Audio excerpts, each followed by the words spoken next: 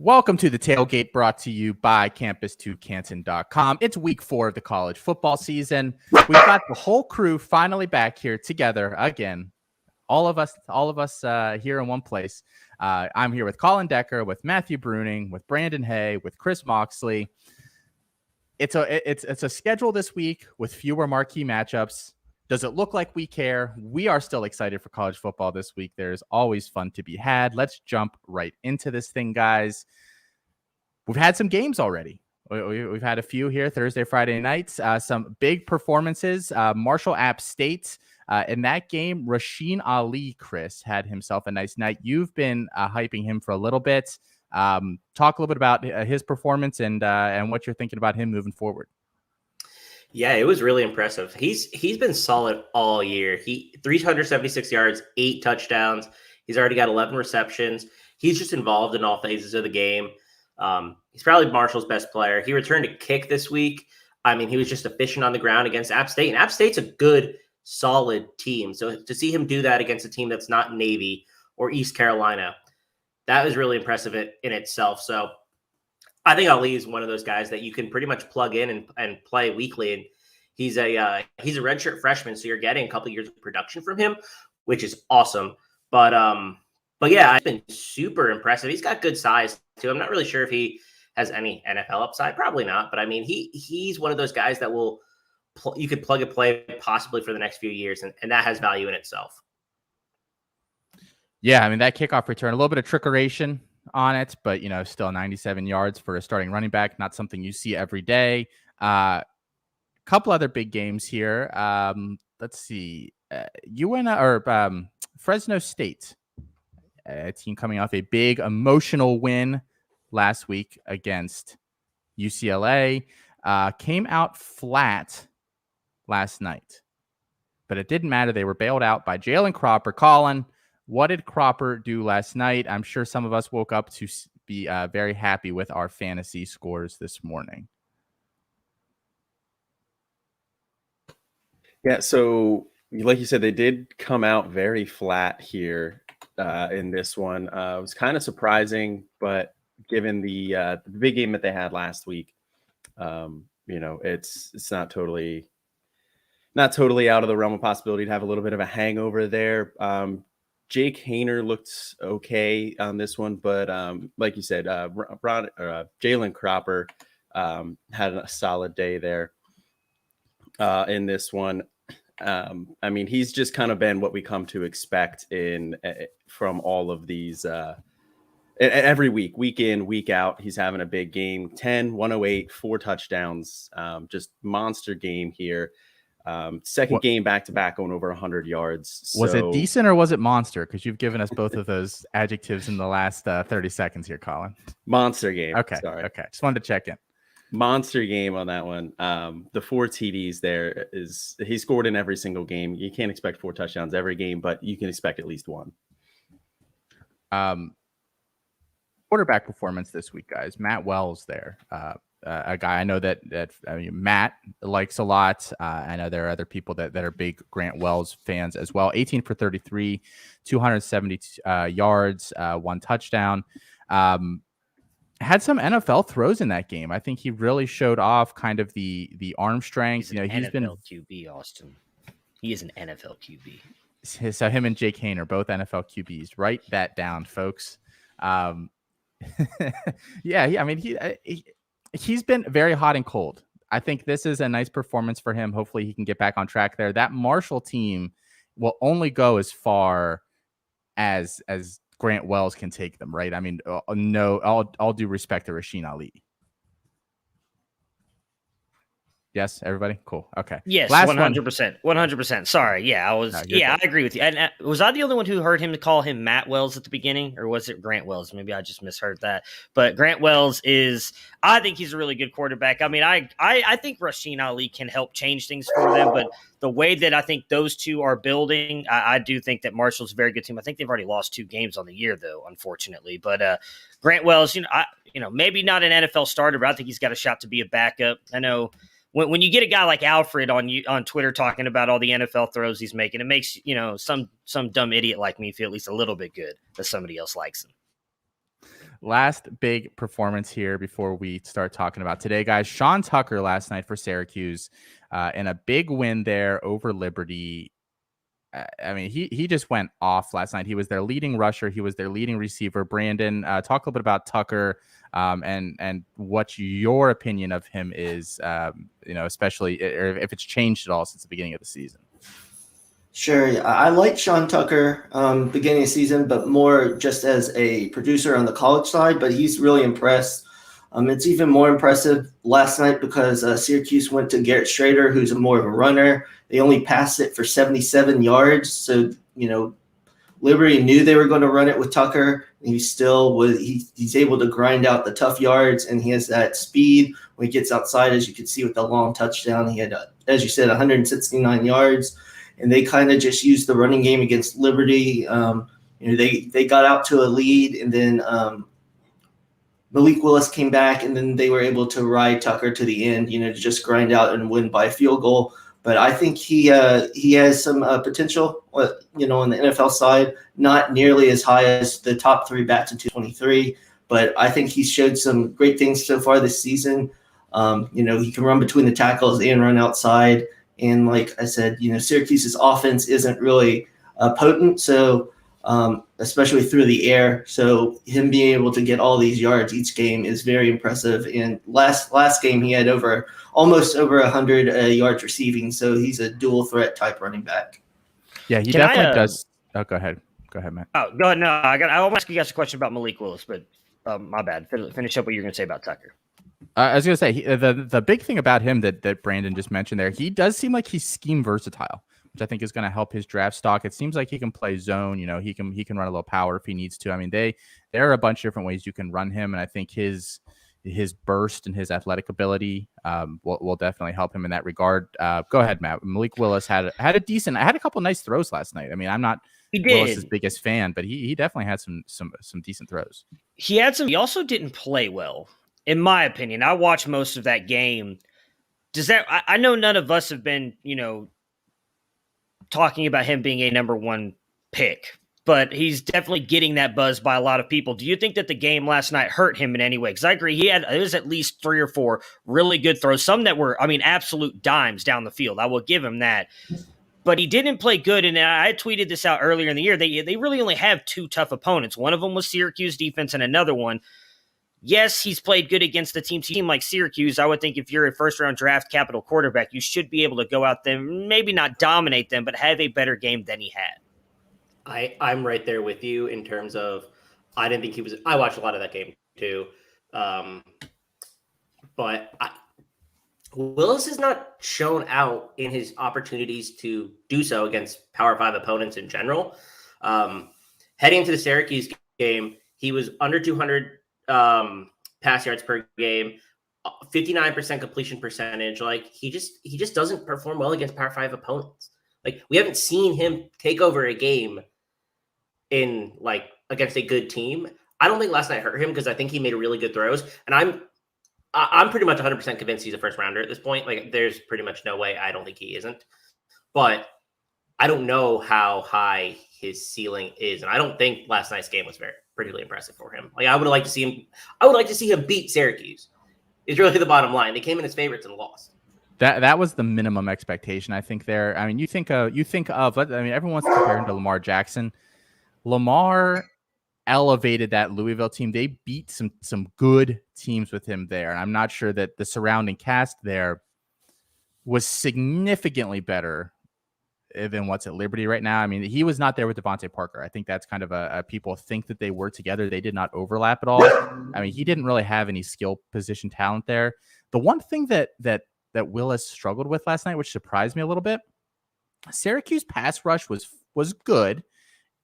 It wasn't quite like that Wake pass rush in that Virginia game where they were just getting 3 guys free right off the snap.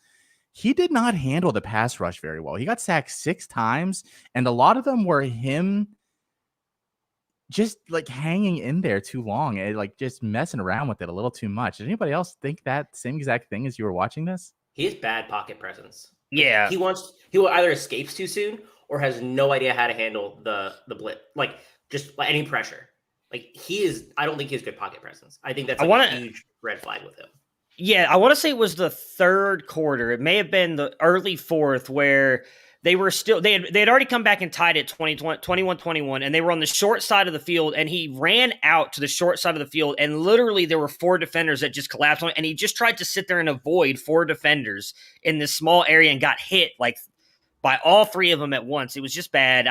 Again, I've never really boosted him as a first round pick. I don't know. Maybe Moxley's right, and he's just going to get it because of the upside that he is projected to have.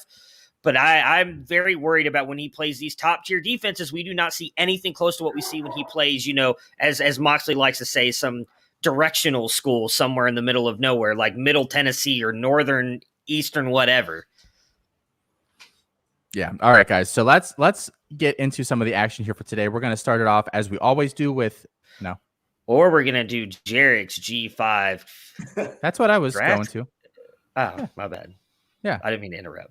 Jeez, you cut me off before I could say we start off with Jarek's By the Numbers, a weekly segment that he does. Yay, Jarek. When you just don't understand the numbers, it's time to dive into the classroom with the beautiful mind of Jarek Backus and By the Numbers.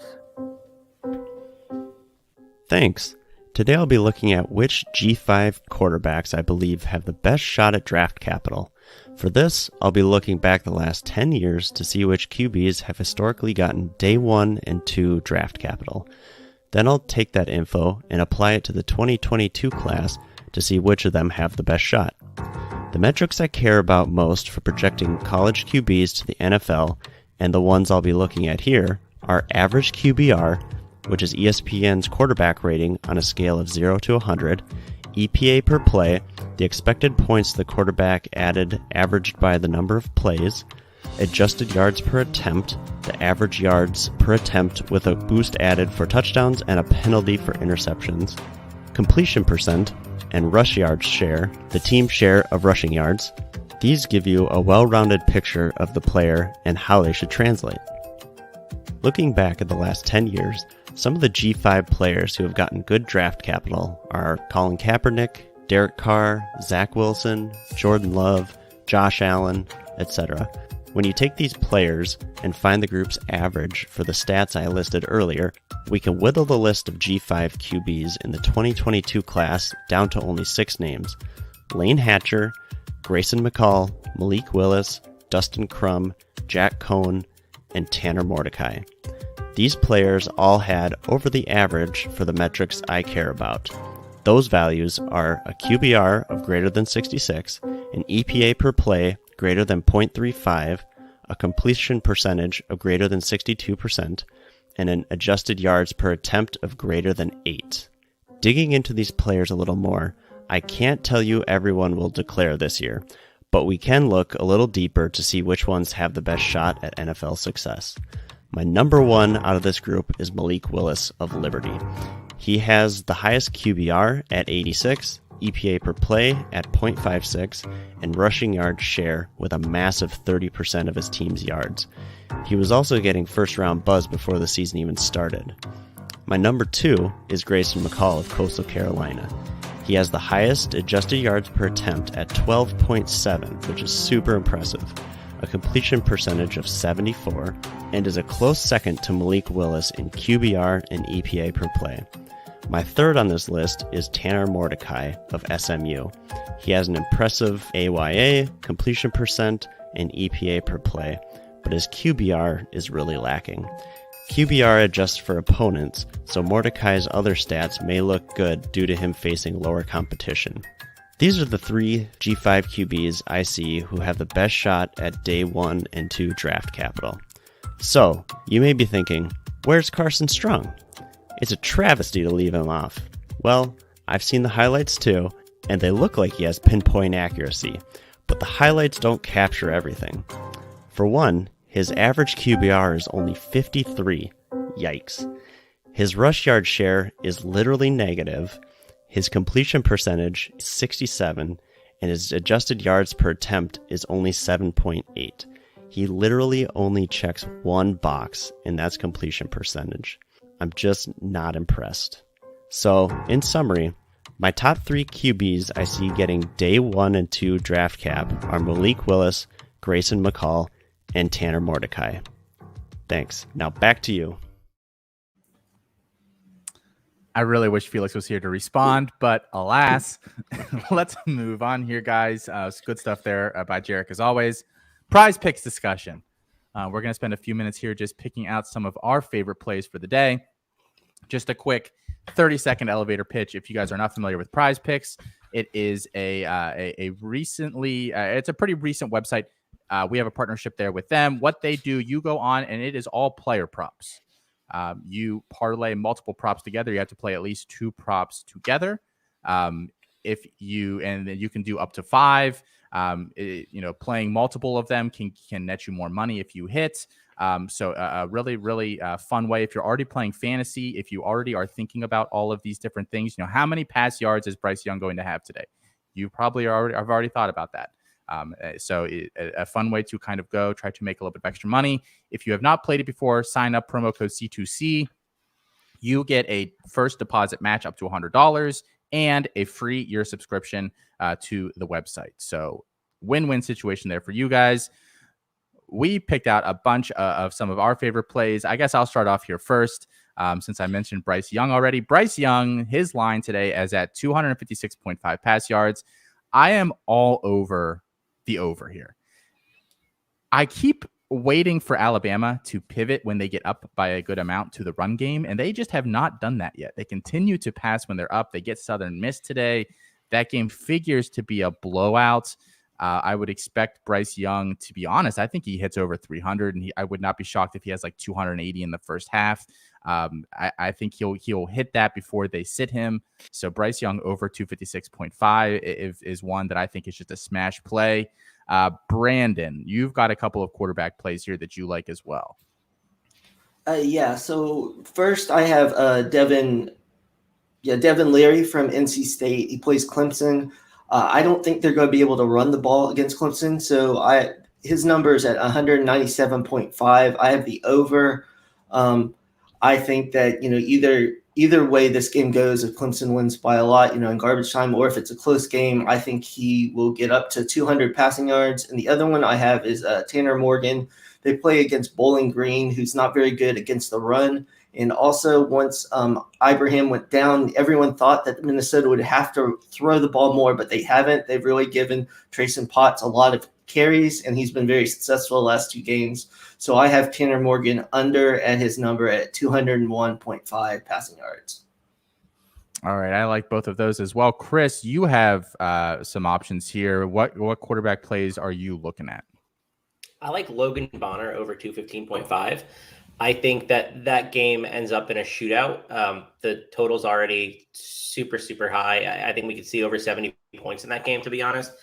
And he does split time with Andrew Peasley, which is why the line's low. But he's really the passing quarterback. So I think that Bonner's the one who probably gets most of the work there. So I love 215. I think that's a really low line. My second one is Grayson McCall's under 285.5. He's only thrown for more than that 3 times in his entire career, and I don't think he's going to do it against UMass today. They have Coastal Carolina has the country's 107th ranked pass rate. They just don't want to throw very much. So I'd be surprised if McCall went over 285. I think that's a little too high for him this week. And then my final quarterback one is I think it's pronounced Centillo. So Todd Centillo from Colorado State. He is going against the Hawkeyes this week, and Iowa's defense is just going to stifle, I think, that entire team. They did not score an offensive touchdown last week. They won 22-6, didn't score on offense, kicked a bunch of field goals, and scored a punt return touchdown. So I don't think that is going to be able to move the ball against Iowa State, and that line is low at 169.5, but I'm still going under it. I don't think that they can really get anything going this week. Yeah, I had not noticed that line. That's an interesting one. Matt, you have one on here, Graham Mertz. Yeah, so I agree with some of the ones that you guys have. So the only one I had on here was Graham Mertz, over under on 162.5 passing yards, and I'm going to take the under. I think that Notre Dame's defense is going to be flying here. I think that they're going to be able to try and limit Wisconsin to just running the ball. Might be a little bit controversial on this one, but I don't think that Wisconsin's passing attack is going to be that good against the Notre Dame Fighting Irish today. So I'm taking the under on Graham Mertz. And Colin, you came in the 11th hour here, added a couple of plays to the sheet. You have a quarterback play that you like as well? Yeah, I mean, I like a lot of the ones that you guys touched on here early, but I also like Frank Harris, quarterback for UTSA, going over 211.5 yards. Memphis has a pretty solid defense, a rush defense, but their pass defense is not very good at all. So I think that game's probably going to turn into a bit of a shootout there. So I think Frank Harris is probably going to go over those yards there. They'll probably lean on that passing game. Interesting. Okay, guys, let's talk some running backs. I think we've got some really, really interesting ones here to discuss. I think a lot of these probably people are thinking about starting or sitting across some of their leagues too. I guess I'll go first here again. Travion Henderson, his rush line is currently at 92.5 yards. I'm taking the over on that all day. I'm not expecting the same performance that we got last week out of him, obviously, but they play Akron. It's Kyle McCord in the quarterback. I think this is not anything against Kyle McCord. I just think they're going to try to ease him into this a little bit. They're going to run the ball. I think Travion staked his claim for that job last week. I don't think there's much in the way of worry about him getting touches anymore. And so I think that Travion gets over 92.5 rush yards. I think he gets, 150 yards would be, definitely doable today. A couple other ones here. I'm starting to dabble more into, you can play like actual lines on this, or you can guess fantasy scores as well. They give you a score and you guess over or under on that. Blake Corum's fantasy line right now is 18.5 points. He's scored over that almost every single game so far this year. So, I mean, just based on that, I feel pretty good about it. But Michigan also, they play, where'd it go here? They play Rutgers today. I don't have a lot of faith in Rutgers. I think Michigan is going to run the ball. I don't think Rutgers is going to be able to stop them from running the ball. And he can do a little bit of damage in the passing game too. So I think Blake Corum over 18.5 fantasy points. And then Micah Bernard, his line is currently at 14 points, fantasy points on the week. They play Washington State. Washington State got carved apart by USC last week. I think Bernard gets over 14. Brandon, what do you got? Yeah, so in that Notre Dame game, I have Chaz Malusi. He had his line is at 99.5 rushing yards. I have the under. I think I don't think Wisconsin will be able to pass the ball either, but I think Notre Dame will make sure they have to at least attempt to pass the ball. They'll try to stop the run. So I have him under that number. Will Shipley for Clemson, they play NC State. His number is at 69.5 rush yards. He's done very well and gotten the bulk of the carries the last couple of games. And with DJU still trying to find himself, I think they'll try to establish the run with him. So I have the over. And last is Tyler Beatty with Missouri, who plays Boston College. His receiving yards is 39.5, and I have the over on that. The last two games, he's been very involved in the passing game. So I could see him going well over that 39.5 receiving yards. I have him. I played that as well, actually, earlier this week. So I agree with that line. Chris, what do you got today? You've got a couple that I actually played as well here. So I like Trey Potts over 112.5. I just think I will admit when I am wrong, and I was wrong that Trey Potts would not be the feature back for Minnesota this year when Ibrahim went down. I just think 112 is just so in play for him. They play Bowling Green, and Bowling Green is a bottom 5 team in the country. Their defensive success rate is ranked 121st. So I think Potts he's just going to have a super solid game and get probably over 30 carries again. The second one I like is Noah Cain at 72.5. They get Villanova, and Villanova is a fine school for where they their team's okay, but they're not on Penn State's level. So I think Noah Cain's going to get over 72.5. That's a really nice play. I think that he's just the lead back there. I'm not worried about a sort of touch split. So love Noah Cain. And then my last one is Kyron Williams. I just don't think he's going to be able to run on this Wisconsin defense. I think 72.5 is a little too high for him this week. And he hasn't been a super prolific rusher anyway this year. He's just running a lot of routes and getting involved in the slot. So I think that's probably going to be how Notre Dame deploys him this week. And probably you see more Chris Tyree touches from the backfield. So I don't think he's going over that rushing number. But I think all of those lines are a little too far off of where they should be. Yeah. Matt, you have some thoughts? No, I didn't have any extra ones to add. I just wanted to agree with three that you guys already, just to hammer those home. Moxley with Kyron Williams, I agree on the under. Austin, you way over. I don't think Trayvon Henderson's getting 200 yards, but I think he's easily going over 100, probably close to 150.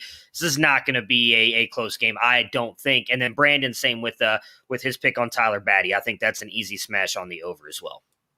Yeah, and then Colin, you actually picked one that I had in a lineup and ended up pulling at the last second just because I liked a few a little bit more, but I think this is a good one too. Yeah, so Corey Kiner was a sit for me on the Campus to Canton show here, but his line is at 50.5 yards. I think he goes over that, to be honest with you. They're starting to get him involved a little bit more. He's gone over 50 yards the last 2 weeks. Mississippi State is a decent defense there, but I do think that he'll go over 50 and a half. I think that's pretty low. Yeah, you got to figure the volumes there, and that's kind of what we're chasing as we look across a lot of college fantasy here. Receiving plays, guys. I only have one. Chris and I talked about this for a while yesterday. I don't know if I convinced him or not. I'm not sure if I actually was trying to sell him on this or not. But Zay Flowers, I think, is not only a sit. I think he was one of my sits on the Campus to Canton pod this week, but his line is at 16 fantasy points.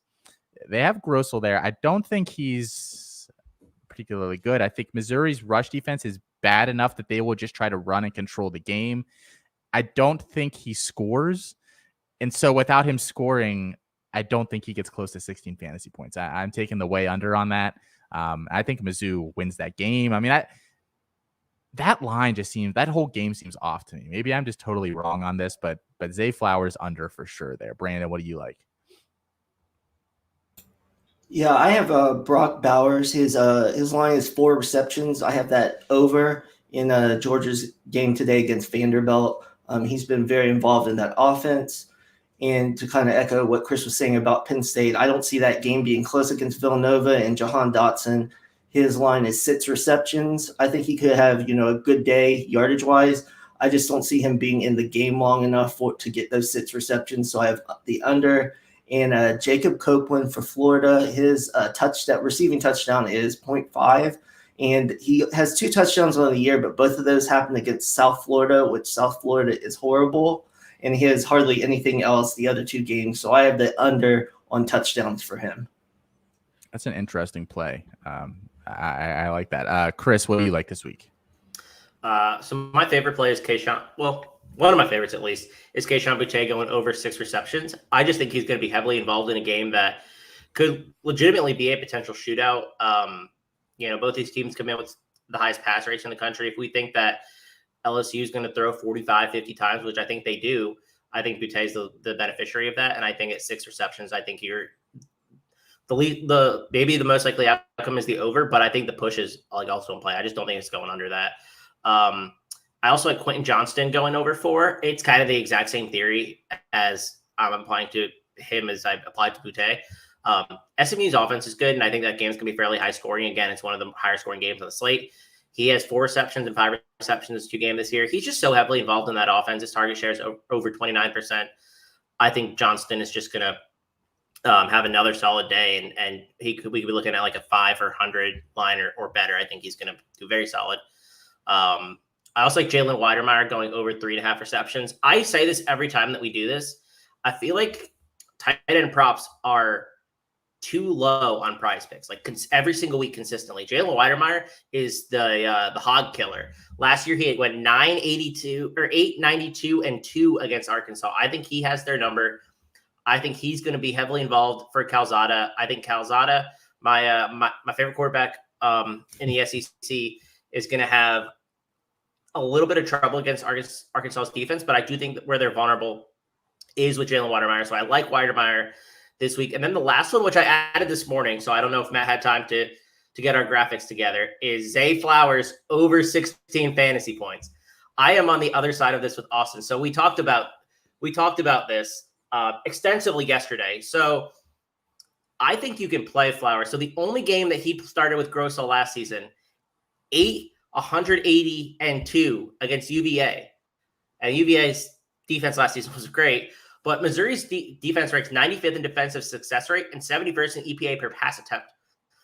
I don't think that it's that bad of a matchup, to be honest. I think Zay Flowers is obviously the alpha in that receiving room there, and I think Flowers has a good shot to go to at least score a touchdown. That game is, again, one of the highest on the slate. I really like the chance for Flowers to be heavily involved in what could be a shootout. I don't know if I'll take the over, but I do think it's going to get close to the total, which I think is 59 points. So I had to get on the other side of that, defend Zay Flowers. I don't know if it's more shocking that you said that or that that you prefer Zach Calzada to Zeb Noland, but here we are. I'm worried. I'm worried. I'm peering out my window for Texas A&M fans right now. I'm just worried. Since someone skipped over Samori Torrey, I'll just go ahead and talk about his. I think he goes under on the 71.5 receiving yards. I think Michigan State's going to be able to slow him down. So I didn't have any real wide receiver ones. I agree with most of the ones you guys had, so I'll just throw that one out there. Tay's yardage total as well? Yeah, similar to what Chris was saying. Both of these teams pass the ball a lot. I think this is going to be a pretty high-scoring game. Boutte is going to get involved. Over 88.5 yards, just that feels a little low. I think he's going to go over that, especially if he gets over the 6 receptions.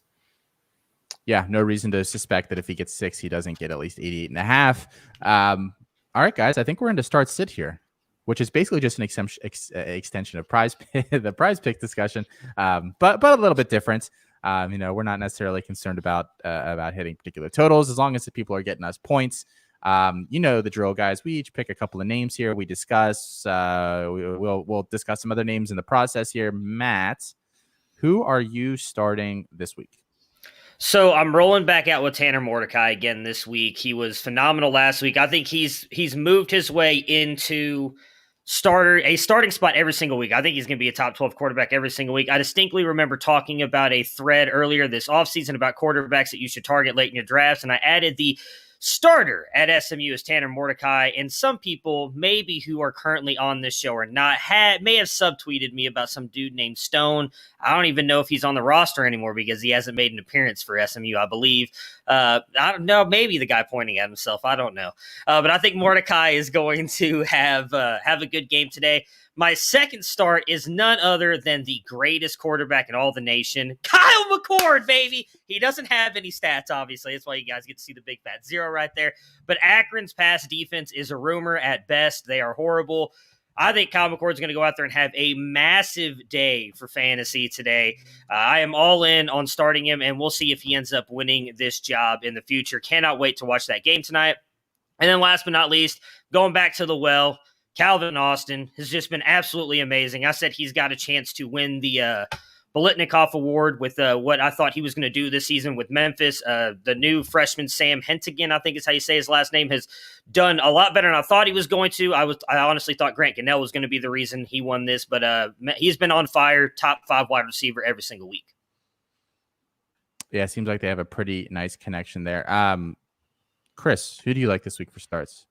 So I like Jarquez Hunter. He's been like a revelation as a freshman coming into Auburn, and he's been really impressive. 320 yards through 3 games. He's been in like super efficient. He's averaging over 9 yards or 8 yards per carry. He's just a very big piece of that Auburn offense right now. And this week they're 27-point favorites against one of the Georgia State. I don't know. I took Auburn in the points, so that tells you how much I know. I think Hunter's going to probably be involved for 10, 15 carries. And I think that defense or the game script lends itself to another big Hunter game. And I mean, I think he can go for 100 yards and a touchdown again. I think you just keep rolling with him until he gives you a reason not to. I also like Alton McCaskill, the running back at Houston. He's basically taken over as the lead back there, and he's been really impressive as a true freshman as well. Navy's Rushdie has been good on paper, and the advanced stats kind of back that up. They're not really allowing a ton of explosive plays in the run game, but they're allowing a lot of points to running backs in general. So they're getting involved in different ways, and I think that McCaskill can do that as well. So over this season, they're allowing running backs to score 29.25 points per game. I think McCaskill's a good shot at doing that, despite what on paper looks like a tough matchup. My last guy is Day Hunter, who was an offseason favorite of mine. I really liked him because I saw that Turner was transitioning, and that running back in the Hawaii scheme is generally fairly involved. So he has 15 receptions this year. They're a heavy favorite against New Mexico State, and New Mexico State is like really bad, like bottom 5 in the country bad. Calvin Turner's really just transitioned to a like a Luau Wandale Robinson, and I think that Day Hunter is going to get maybe like 15, 20 carries, and he's been super efficient. He's leading super involved in the receiving game. I really like Day Hunter this week, and I think you can start him and feel good about it. For Calvin Turner, courtesy of Chris there. Some bold plays there because I like a lot of those. Brandon, who are your must starts this week? Yeah, I have Malik Cunningham from Louisville. It's not always pretty to watch him get there, but they play FSU today. They're 116th against the pass, allowing over 300 a game. Malik has over 30 fantasy points a game in all 3 games. And by running and by, eventually getting the passing going, I think he's going to have a big game because FSU is just really a mess. Kenneth Walker from Michigan State. I know a lot of people, especially Matt has been talked about him. Nebraska allows 165 rush yards a game, and Sparty runs it 56% of the time. He has over 20 carries in 2 of the 3 games. The one game he didn't was against Youngstown State, and it was a blowout. And then lastly, as we've talked about, Trayson Potts plays Bowling Green. They allow 220 rushing yards a game. Last 2 games, he's had 26 and 34 carries for well over 100 yards both times. They love to run the ball, and I just see him having a huge game in what should be a blowout for Minnesota.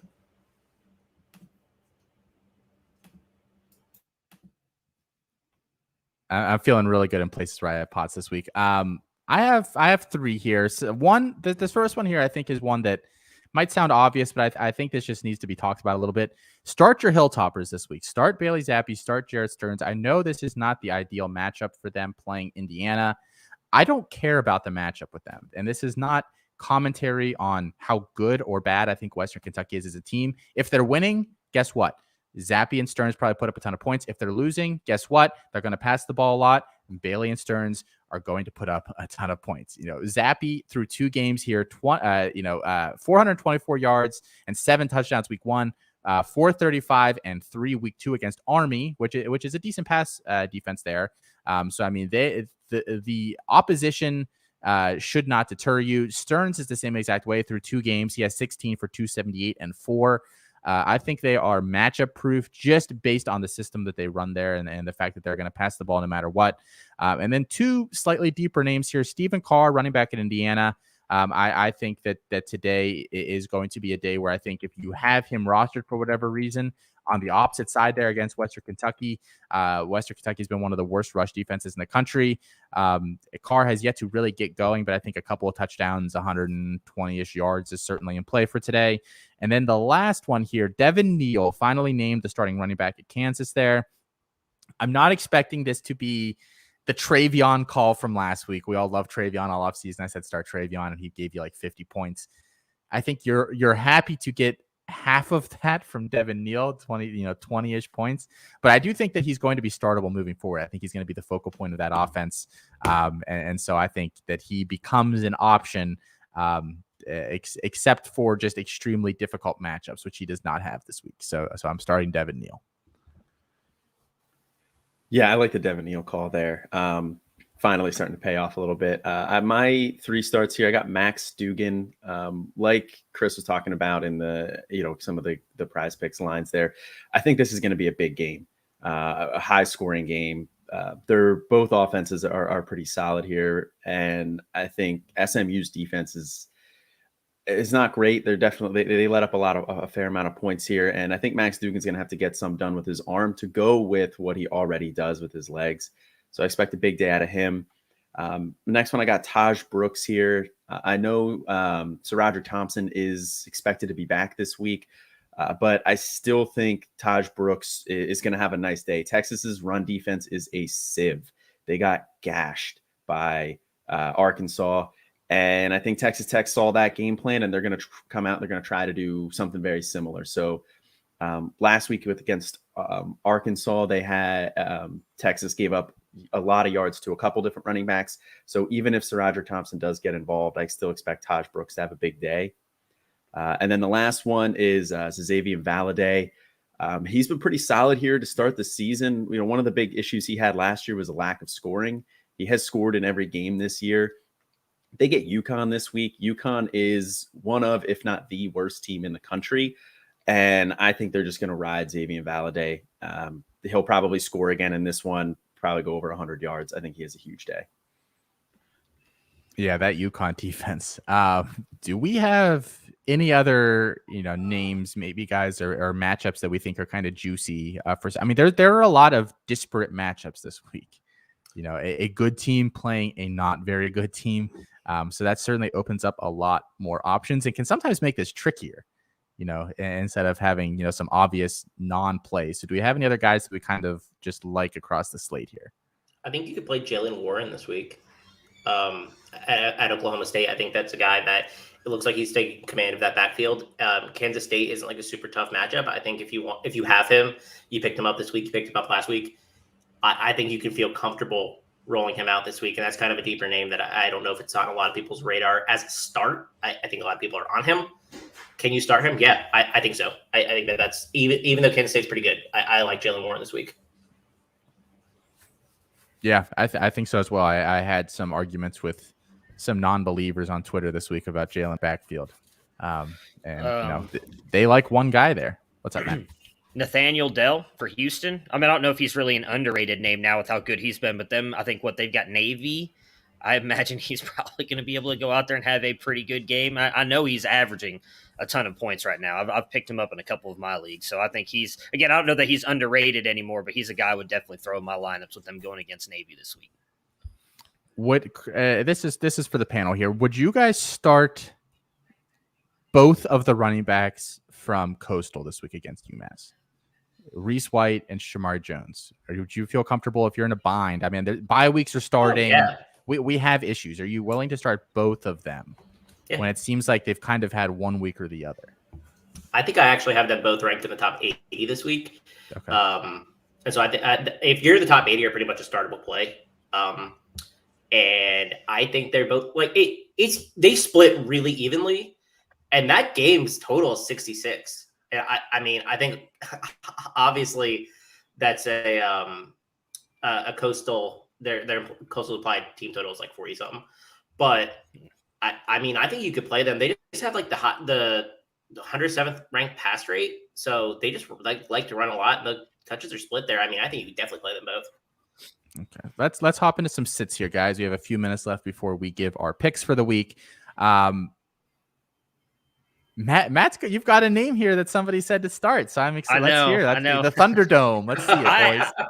While I agree with what Moxley's saying and how Hunter has looked really good to kick off the season, I just think it's going to be a Bigsby game. I don't think Hunter's going to do enough for you to start him. Like I can still see him getting, 10, 11 points. He gets you some decent yardage, 50, 60 yards, maybe a touchdown, but I don't think he's going to produce as much as Bigsby. I would not put him in my starting lineup. Now, granted, I guess I do look at this a little bit differently. I'm going for like high-end guys. I know Moxley just said, like, if you're a top-ranked Airy, I think they're going to be able to slow him down. He's really the only player, in my opinion, on Tech you're worried about. Tyler Shuck has not been great. I don't know that he's going to be able to continue to. I know, the major shocker. We are all shocked. I don't know. I cannot wait until Morton takes over for that team. I don't know that Ezukamen will be there at that point, but I don't think he is worth playing this week. And then my last one is my guy, Michael Pratt. I don't know that he has a big week this week. I think he's going to be closer to like the 50, 60 range at quarterback, which I don't think is start worthy. So I'm sitting Pratt this week. And Tulane plays UAB. Is that correct? Yeah. Is that okay? I think so. Is that right? Yes, they do. Okay, so we have officially Jarquez Hunter and Zay Flowers on the line here between some people here today. Chris, who are you sitting this week? Dustin Crum, and my rule with Dustin Crum is if he's playing a Power 5 school, you're not plugging him in. Kent State is a really solid G5 program. Dustin Crum is a fun quarterback, but I'm not playing him against Maryland this week. I think that's a tough matchup for him, and I don't play him against Power 5 schools. They're just not. They're good, just not quite that good. And then my next one is Max Borghi. He's just not catching the ball anymore. And I think a lot of what happened early in his career was a product of Mike Leach, obviously. But I thought he would be more involved as a receiver, and he's really not doing that this year. And so that really negates a lot of his potential, especially in a tough matchup against Utah. Utah's 1-2, but I think they might be the best 1-2 team in the country. They're still a very solid team that I think is going to cause trouble for that Washington State team. And that Washington State team is currently a disaster. Like, to be honest, I mean, nothing's going right there. And I think that I just don't see any real upside for Borghi this week. And then my last one is Nick Rolovich the worst P5 coach? Yes. His buyout is absurd. Like they can't afford to buy him out, or else he'd be gone. Like, immediately gone. Like, he's so bad. He's just an idiot too. I actually don't feel bad talking about him because he's a grown man who gets paid to coach. I feel bad about what I said about Zach Calzon last week. So I can trash Nick Rolovich though because he sucks. He's an idiot. Anyway, Devonta Price is my other sit. This one's actually kind of hot takey because Central Michigan's defense against the run is pretty bad. How I see this game playing out is like this could be a 13-10 game. Both these offenses, awful. Both these defenses, awful. Either they're just going to have a field position battle all day, go back and forth. Nobody's really going to score. FIU is really bad. I mean, they could barely generate anything against Texas State. It took a lot of carries for Devonta Price to have a good game.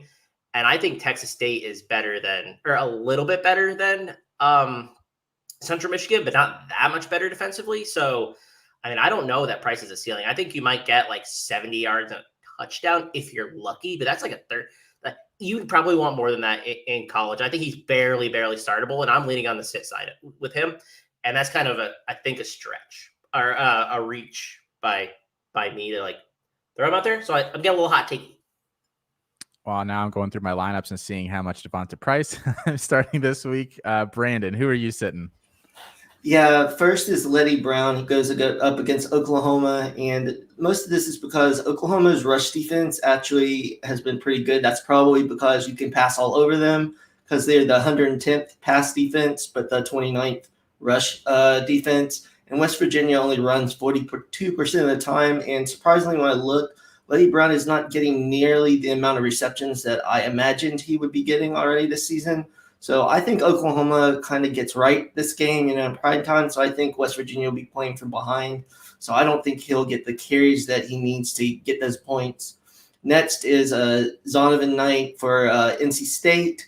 They play Clemson. Clemson's defense is obviously very good. They're only allowing 113 rush yards a game. And Knight has only had 8 and 11 carries the last 2 games. And NC State only runs 44% of the time. So I just don't think he gets the carries. It's not a great matchup. And kind of to go back with my prize picks, Devin O'Leary, I think they're going to have to pass the ball. And last is Trey McBride for Colorado State. Playing Iowa, they allow under 200 pass yards a game. And they've played 2 pretty good tight ends so far in Hendershot and Kolar. Hendershot only had 3 for 26, and Kolar only had 4 for 34. At the tight end position, you might not have a better option, but I just would limit my expectations because Iowa seems to defend the tight ends pretty well. That's a bold one, but I mean, I think, people need to hear it. This could be a bad day there for Trey McBride, especially with, that the tight end this week might just be a wasteland. Cole Turner's on a bye and McBride plays Iowa. So maybe not a great week there.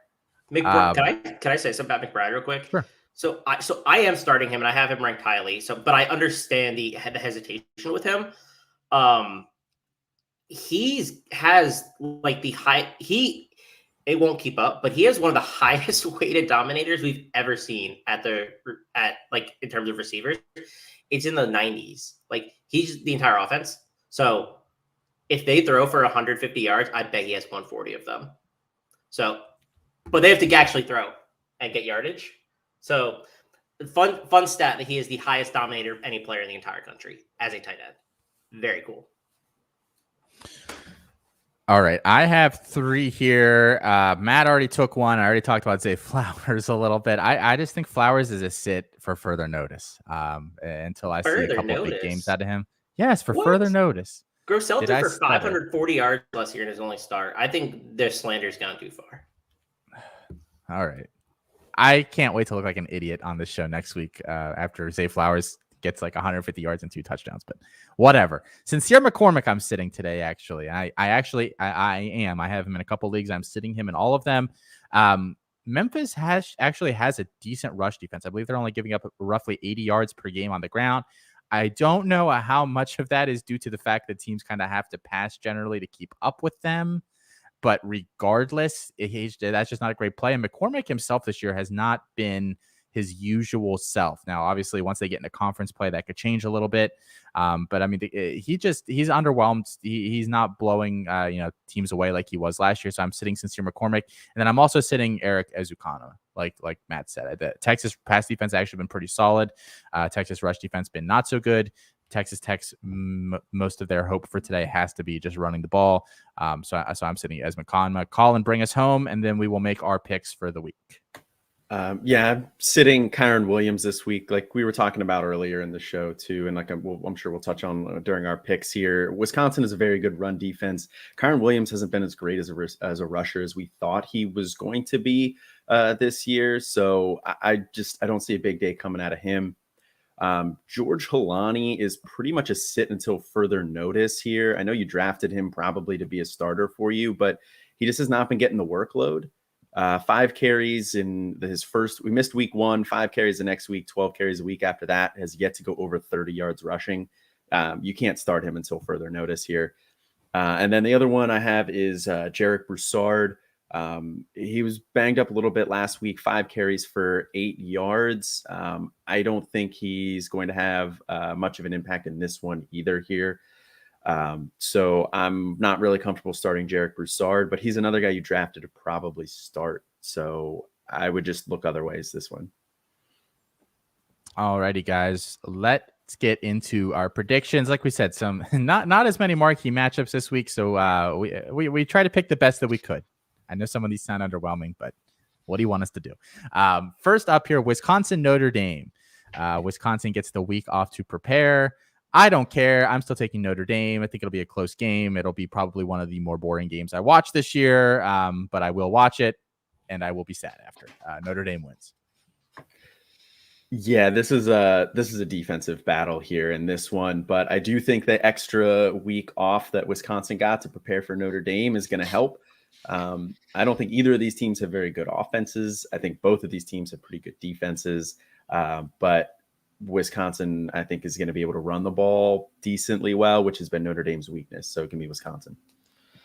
Yeah, I am also taking Wisconsin. The week off, I think, helps running game. I hate to say that because I'd love for Notre Dame to be undefeated going into playing Cincinnati next week, but I think Wisconsin barely pulls off the win here.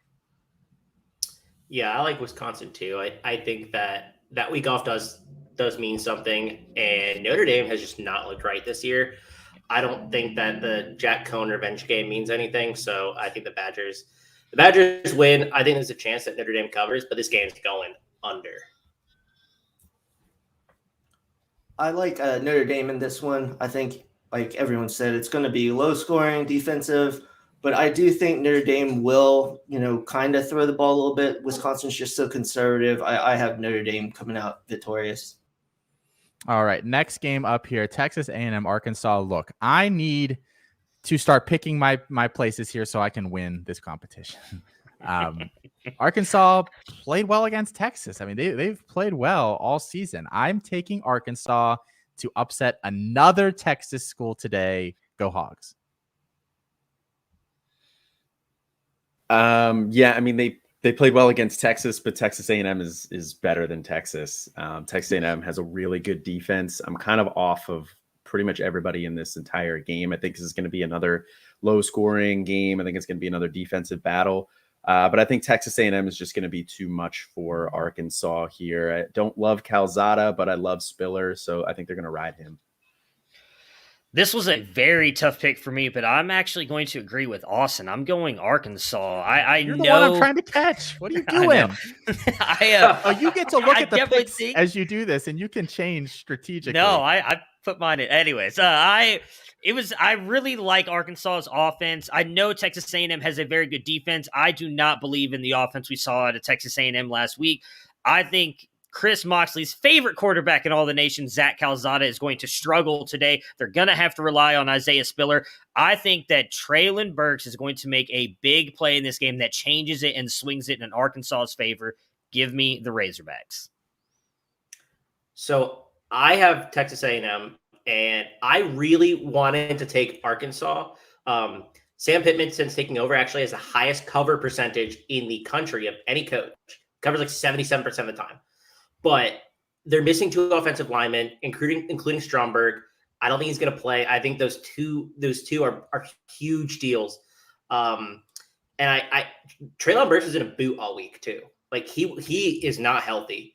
And I don't know if that's a lingering injury, but he is hurt. And I just don't think they have the firepower this week to take Texas A&M, even though they're home. Love to see it. I just don't think it's going to happen. No, I agree. I'd taken Texas A&M. I think, with Burks not being totally healthy and KJ Jefferson against that defense, I think he might be a little turnover prone. So give me Texas A&M, even if their offense isn't as potent as it was earlier in the season. All right, Michigan State, Nebraska. I think we're clean sweeping this one. Maybe Michigan State. I just don't. People are giving Nebraska credit for last week, and I think that was more due to Oklahoma just playing very poorly. Give me Michigan State. Yeah, I'm completely there with you. I don't think Nebraska is very good, despite making it kind of close last week there against Oklahoma. Michigan State's looked pretty good, and their offenses looked good, surprisingly. So I think they're definitely give me Michigan State in this one. They're kind of a surprise team so far. Yep, I'm on with Sparty as well. Kenneth Walker's going to run all over Nebraska. I think Adrian Martinez will keep it close, but I think Michigan State wins it. Yep, I'm all over the Spartans this week. I think that there's a good chance that this game is close as well, but Michigan State's going to pull it out. Yeah, I'm going with Sparty too, but I actually have to start Adrian Martinez in the league today. So do I. I think so I'm he'll hoping he keeps it close. Yeah. Either keeps it close or kind of comes back like he did against Illinois, some garbage kind of time and a lot of running yards. But yeah, I have Sparty in this one. The garbage time god. All right, UCLA, Stanford, guys. I think it's a close game, but UCLA, they bounce back. Yeah, same thing. I think UCLA is a little bit better than what we saw last week. They're losing to Fresno. I don't really trust Stanford yet either. They're a little bit questionable offensively. So give me UCLA. Same. UCLA, they'll bounce back. Stanford's good, but I trust that offense more. Yeah, give me the Bruins. I don't think it's going to be very close. I think they cover it 4.5 easy. Yeah, UCLA, they get the running game going this week. A lot of sweeps. Last one here, LSU, Mississippi State. Close game again, but LSU, I think, in the end pulls this out. Yeah, same here. I do think this is going to be a pretty high-scoring game. I think it is going to be pretty close, but LSU's got a lot of firepower on that offense. Give me LSU. I went LSU because Austin did. I'm just kidding. I think that Max Johnson will be able to help LSU pull out the win here. Yeah, right, you said you want. Oh, sorry. No, I was just going to say I like LSU as well. I think that that Mississippi State offense is just too inefficient, and I think LSU is kind of getting back on track a little bit offensively.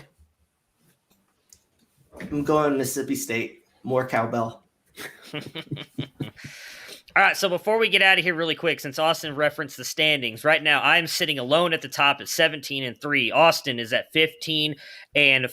Colin, you are at 14-6. Brandon is at 15-5, though that Mississippi State game is going to come back to haunt you. And then Moxley, you are sitting at last with 12-8. Whew, man, I got to get different. All right. Thank you guys for tuning in for the first hour. Stay in your seats. Stay where you are here for the second hour of the show as we welcome in Alfred and Will.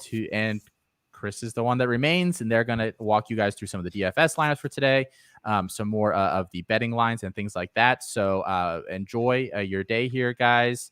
Hopefully all your teams win and your fantasy teams hit it big. Go Buckeyes.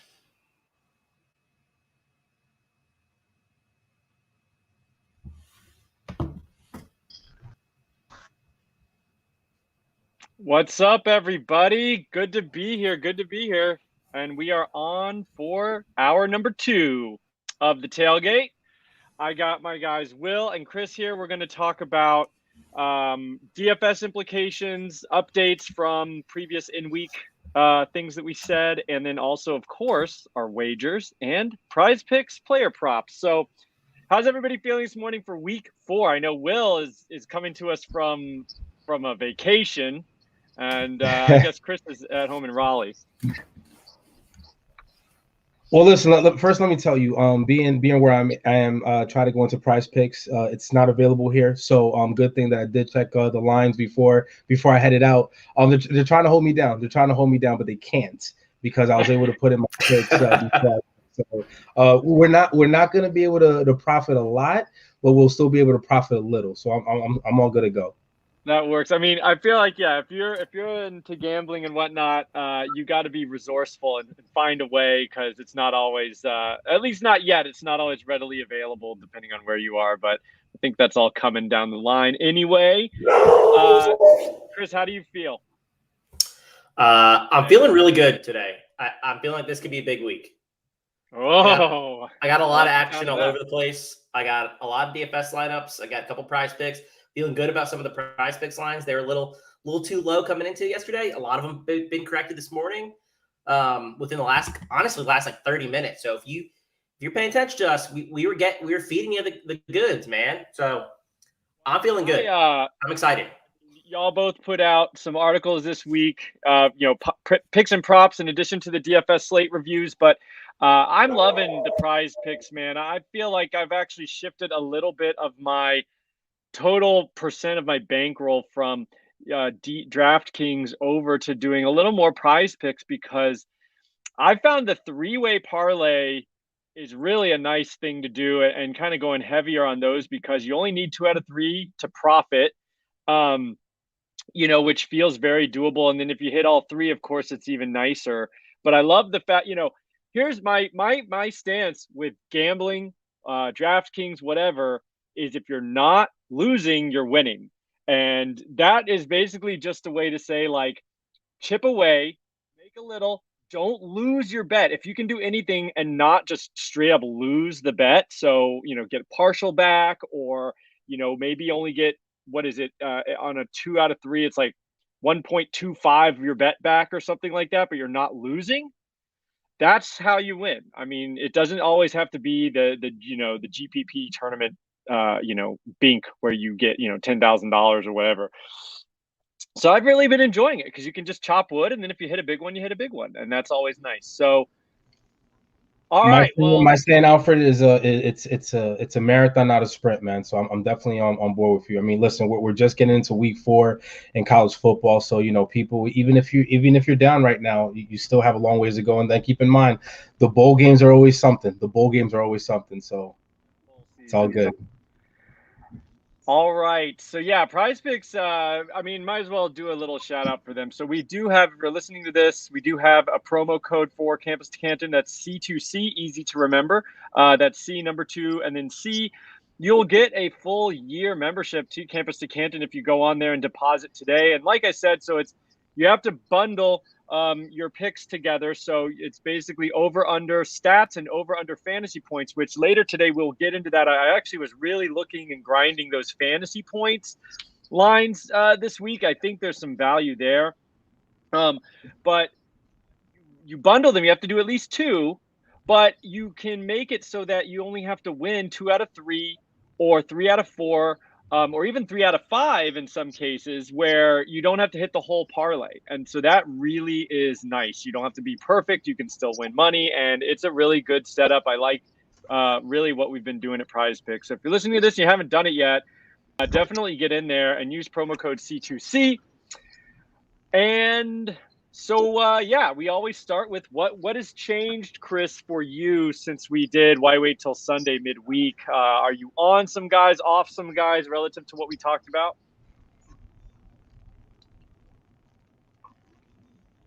I think you're muted, bud.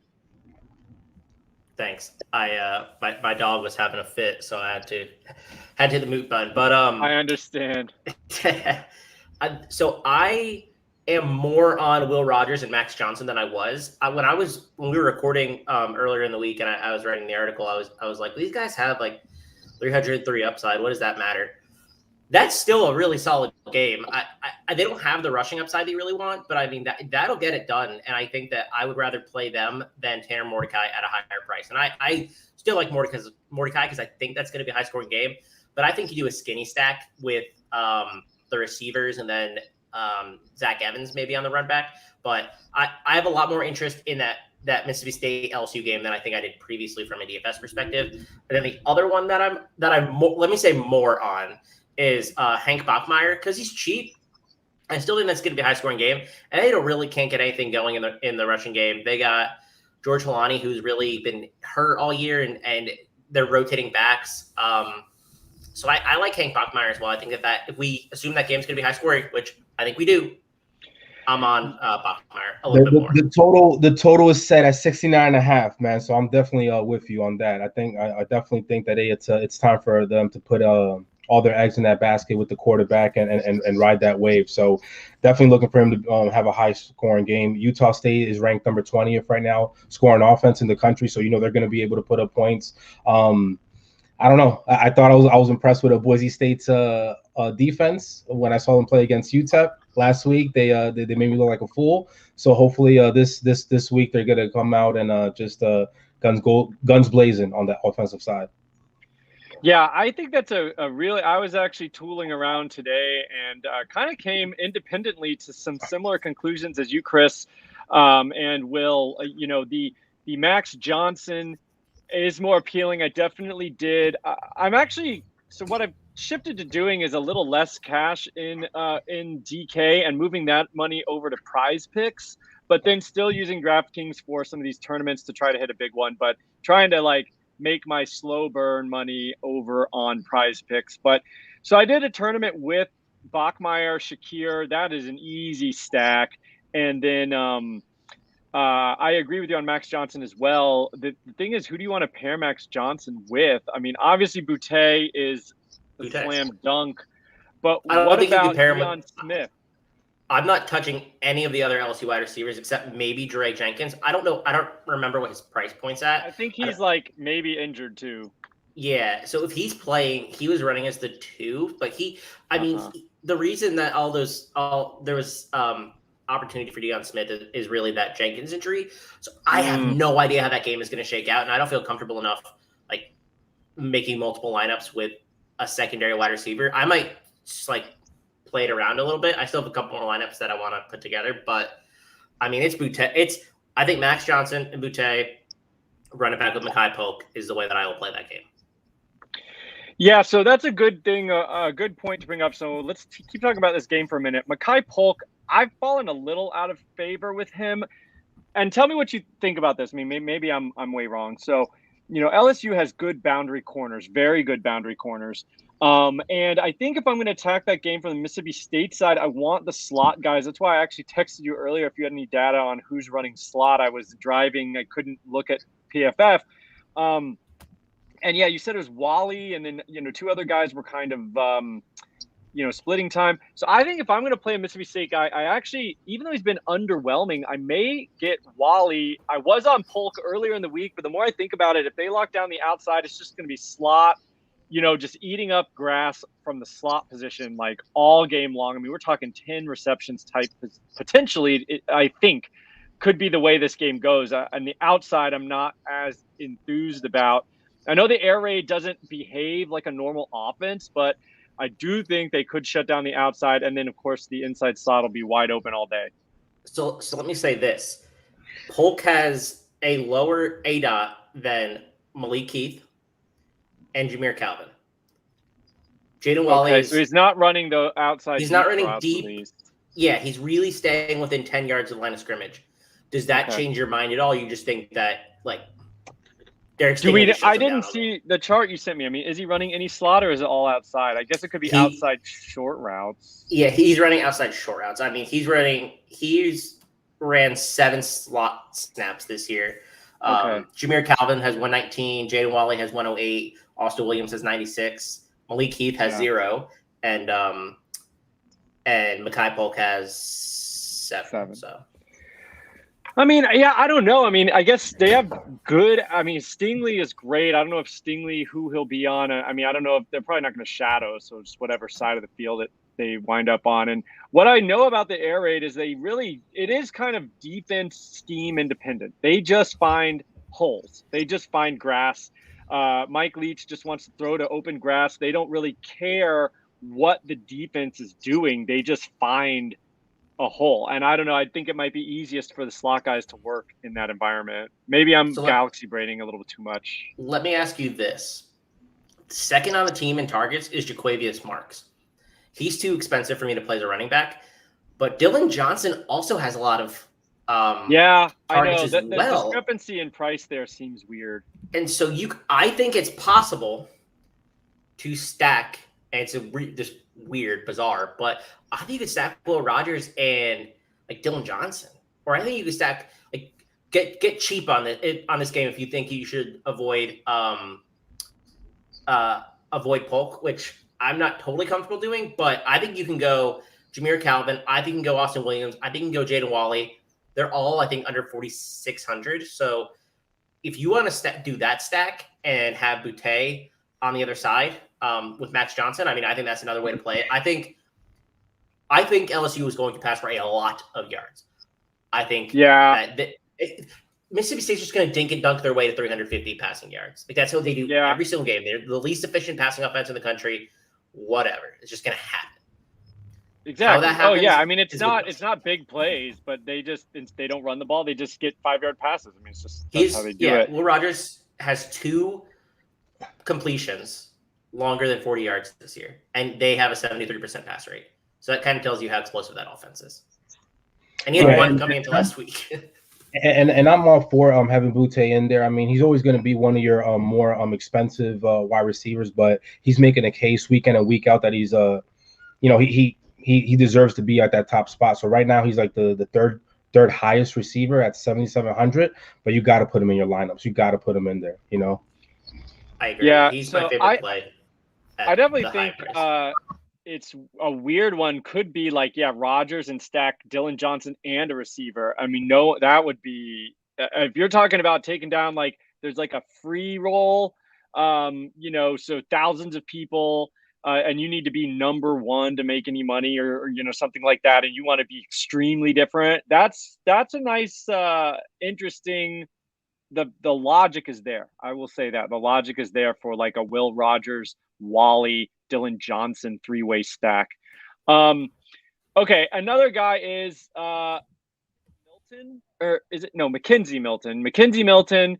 If Jordan Travis is out, apparently he's questionable. You've got Mackenzie Milton, who would not have to share any snaps going up against the Louisville defense. Is, not going to impress anybody.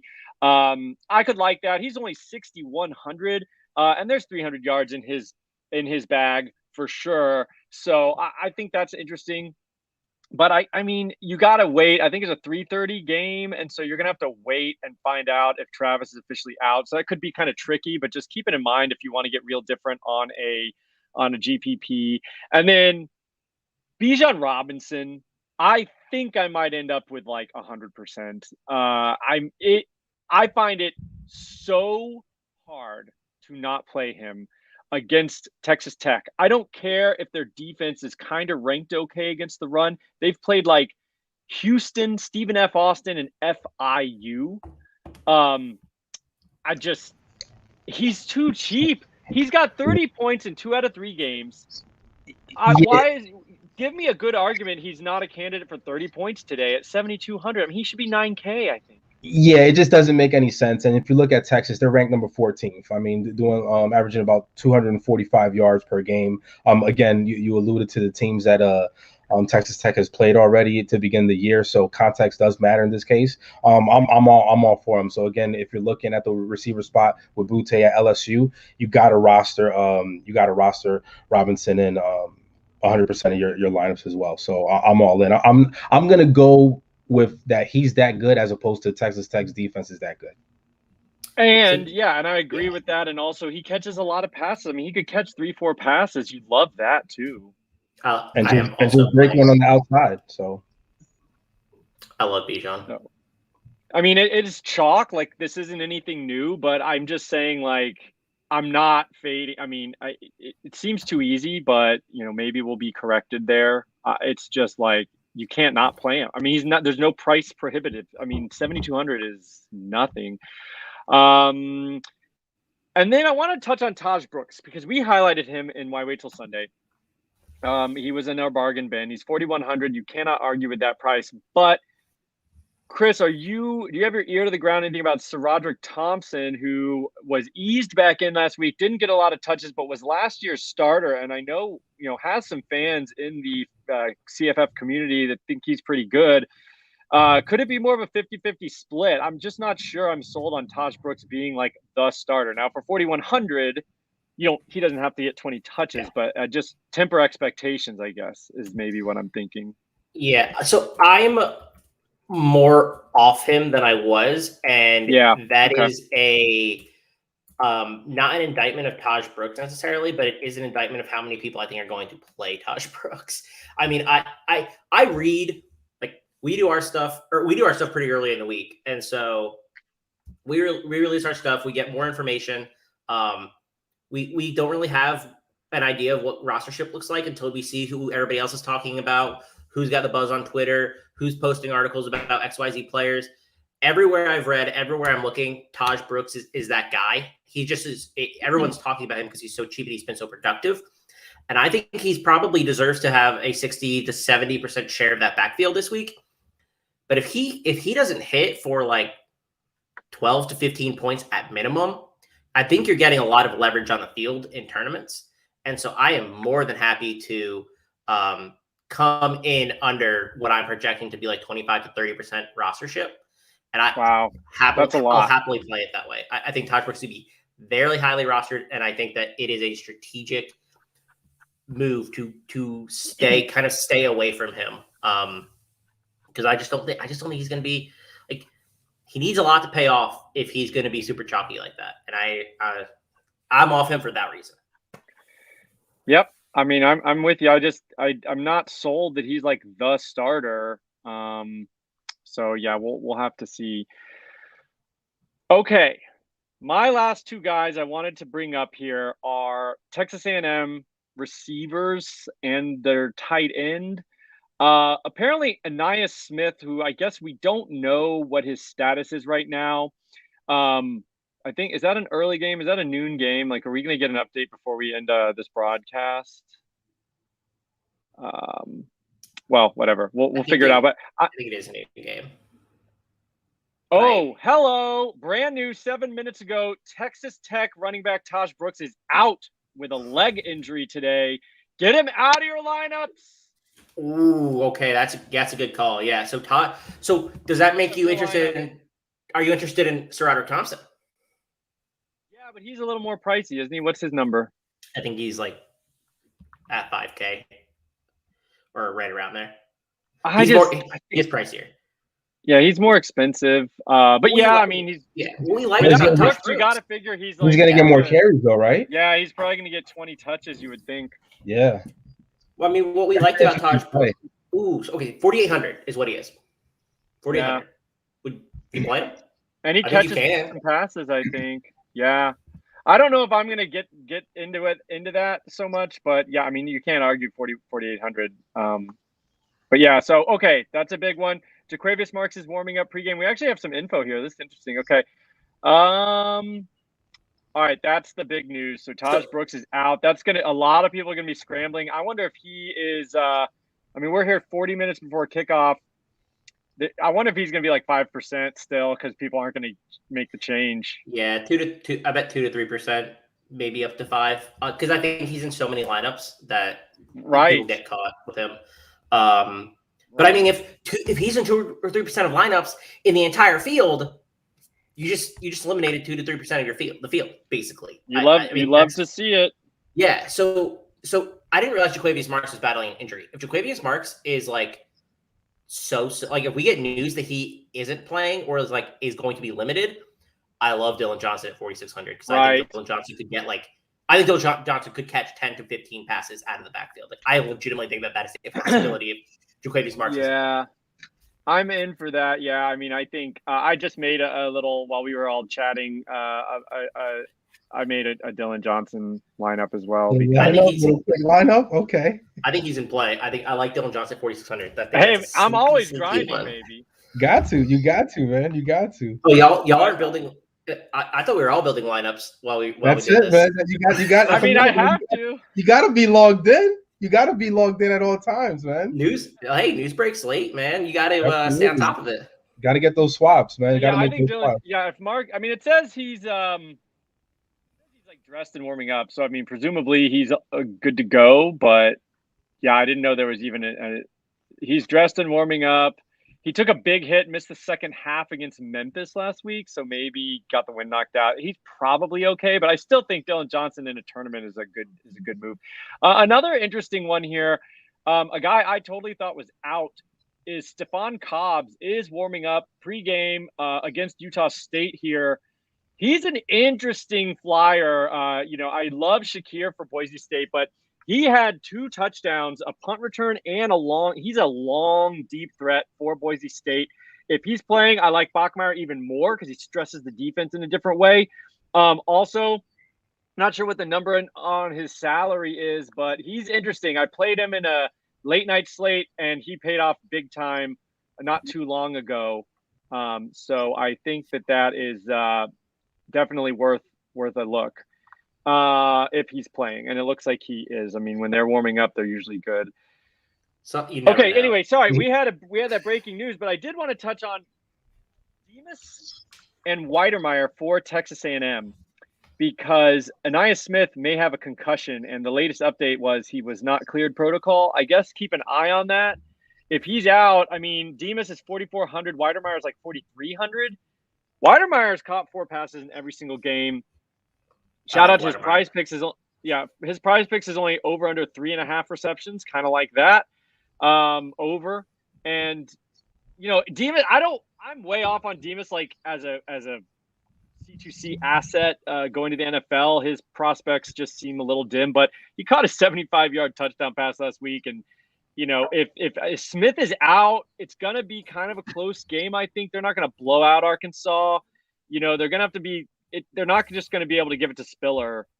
I don't know. It's interesting, and no one was going to have him. If Smith is out, that's a lot of targets. Weidermeyer might be a slam dunk, actually, in that case. I'll play Weidermeyer. Actually, I have a couple items with Weidermeyer.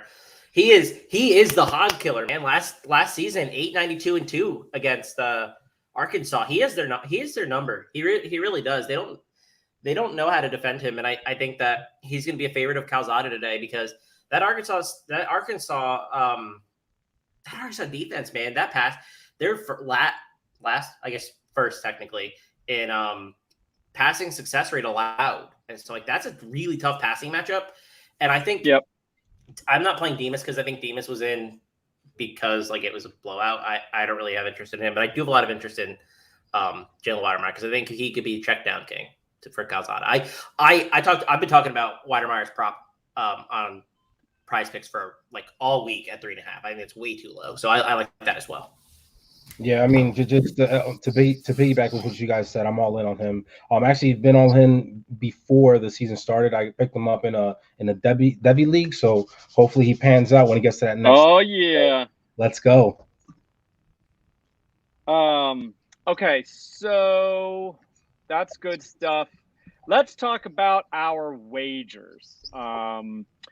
What are we like on these lines? We obviously did the 3 and Out show. If you're watching this and you have not seen that yet, we release it on Friday mornings where we are doing a fun little contest. I am winning that contest right now, but it's still anyone's game. Keyword right now. Yeah. We pick a spread. We pick a spread, a money line, and a parlay each week and award points, obviously, if you win those things. And we're having a good time. It's a fun show. It's short. It's like 15, 20 minutes. You get some good info, and we have a good time with it. But there's also some other lines that we like. Will, I'll let you go first. What have you been adding outside of the 3 and Out stuff? Man, I tell you what, this LSU game, the over, some, we talk about breaking news on this show obviously every Saturday morning, and the spread, the over under continues to drop. So it's gone down to 55.5. A couple of days ago it was at 57.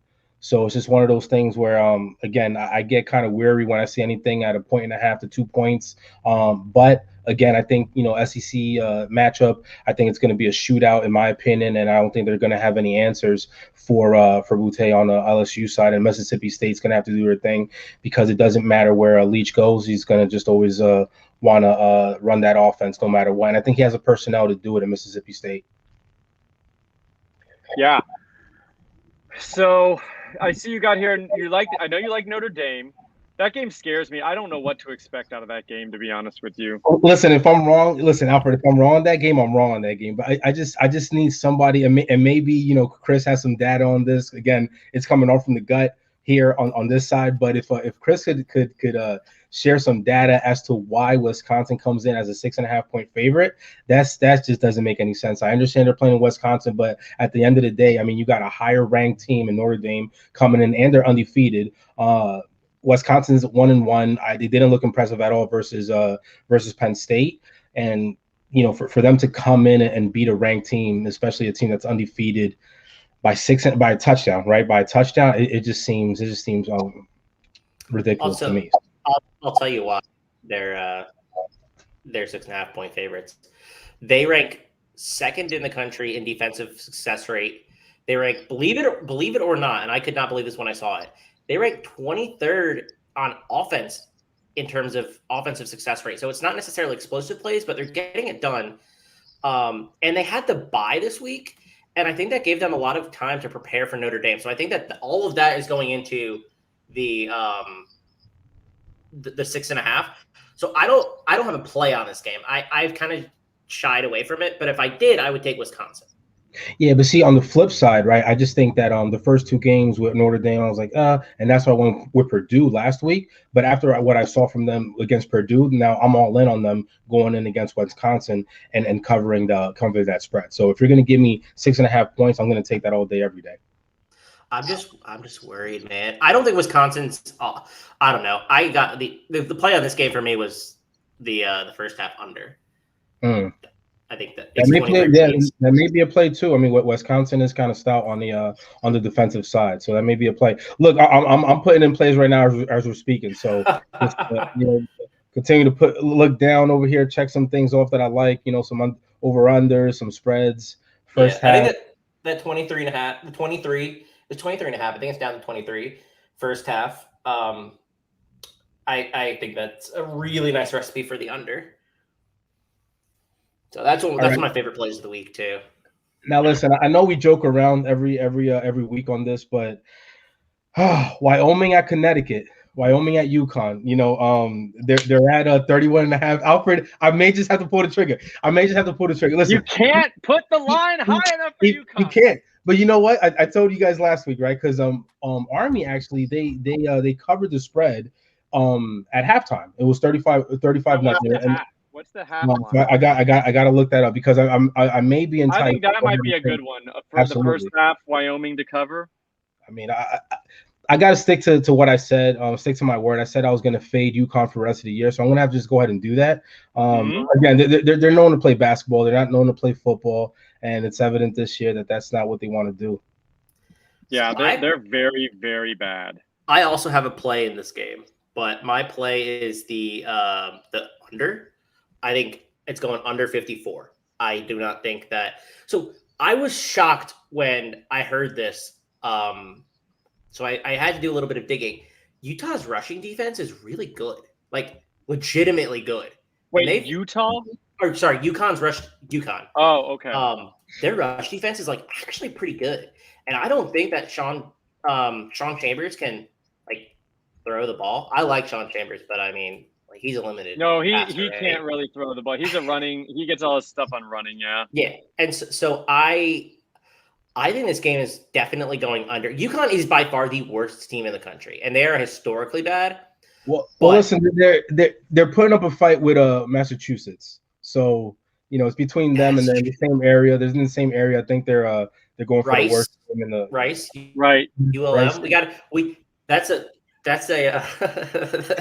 the bottom is quite competitive right now. But yeah, I think this game is going under. And I took UMass plus 22.5 last week, and I'm gonna have to take UConn at plus 31.5 because I don't know that I just don't want to bet on a horrible team like that though. Okay. I don't want to bet on guys, real quick, just in Wyoming minus 19.5 first half. No, I am that's a play.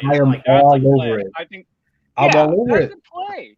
No, that's I'm a all good over one. that. I like that way better than the whole game for sure. Yeah, because UConn, they were able to get that backdoor cover last week. So to avoid that, just go with the first half, guys.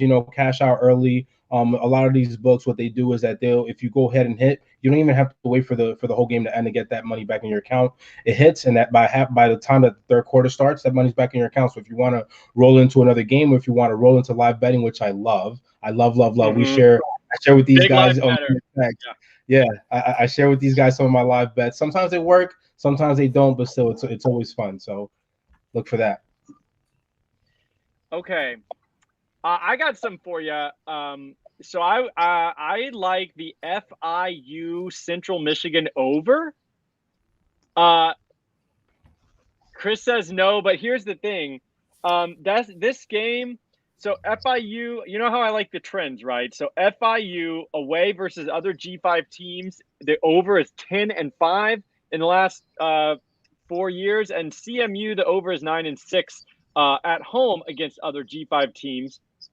And so I think it was out of conference G5 or something that I did there. So kind of just trying to mimic the situation that this game is. It's 55.5, and here's the thing: FIU is going to run the ball. They have Devontae Price, who's a really good running back. He's like a super senior, but he's bigger and older than everybody else, which we don't love for NFL prospects, but for college, he's just going to go out there and do his thing. CMU is a bottom third against the run. So I think FIU is going to be able to run all day. I think Central Michigan's a pretty good offense. They're going to be able to – FIU's defense is not very good. I just think 55.5 is not bad at all to hit that over. I like the LSU money line. I think we've talked about that already. I like Rutgers plus 20. I think that's way too high. Look, Michigan is not that impressive. I think Rutgers is going to take care of the ball. The way they're going to play the game, they're not going to be loosey-goosey, I don't think, and do turnovers and things like that. Rutgers is 11-7 against the spread away in the Big Ten. These are all since 2017 because I don't like to go back much further than that because the team is totally different. But at least this is the same recruiting classes. They're still on campus since 2017 or so. Rutgers, 11-7 against the spread versus the Big Ten. And Michigan is only 9-7 against the spread at home versus the Big Ten. So, Michigan's kind of 50-50 on covering. Rutgers seems pretty good at covering on the road. I think the team just seems set up for a cover. I don't think they're going to beat Michigan. I'm still not convinced Michigan's worth a crap. Anyway,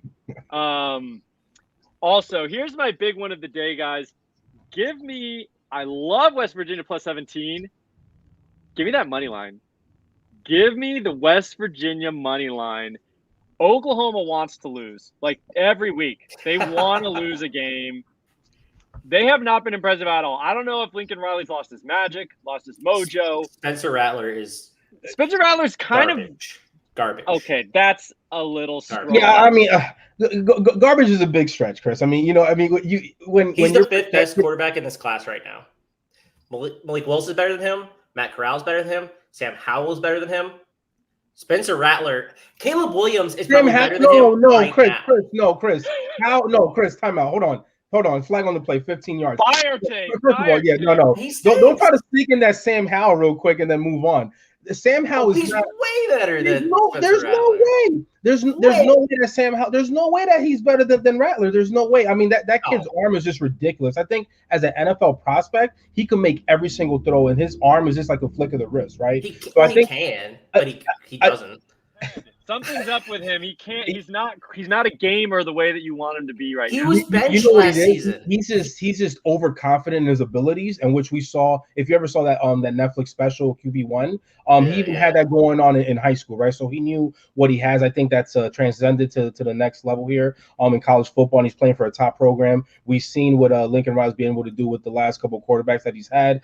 Hasn't had that success yet, but you know what, Alfred? I love to bet. I'm a betting man, so I'm gonna tell you on that money line bet as well. I have them covering that 17 easily because the great old Adrian Martinez was able to do wonders last week. So just imagine what they're going to be able to do on the other side there at West Virginia.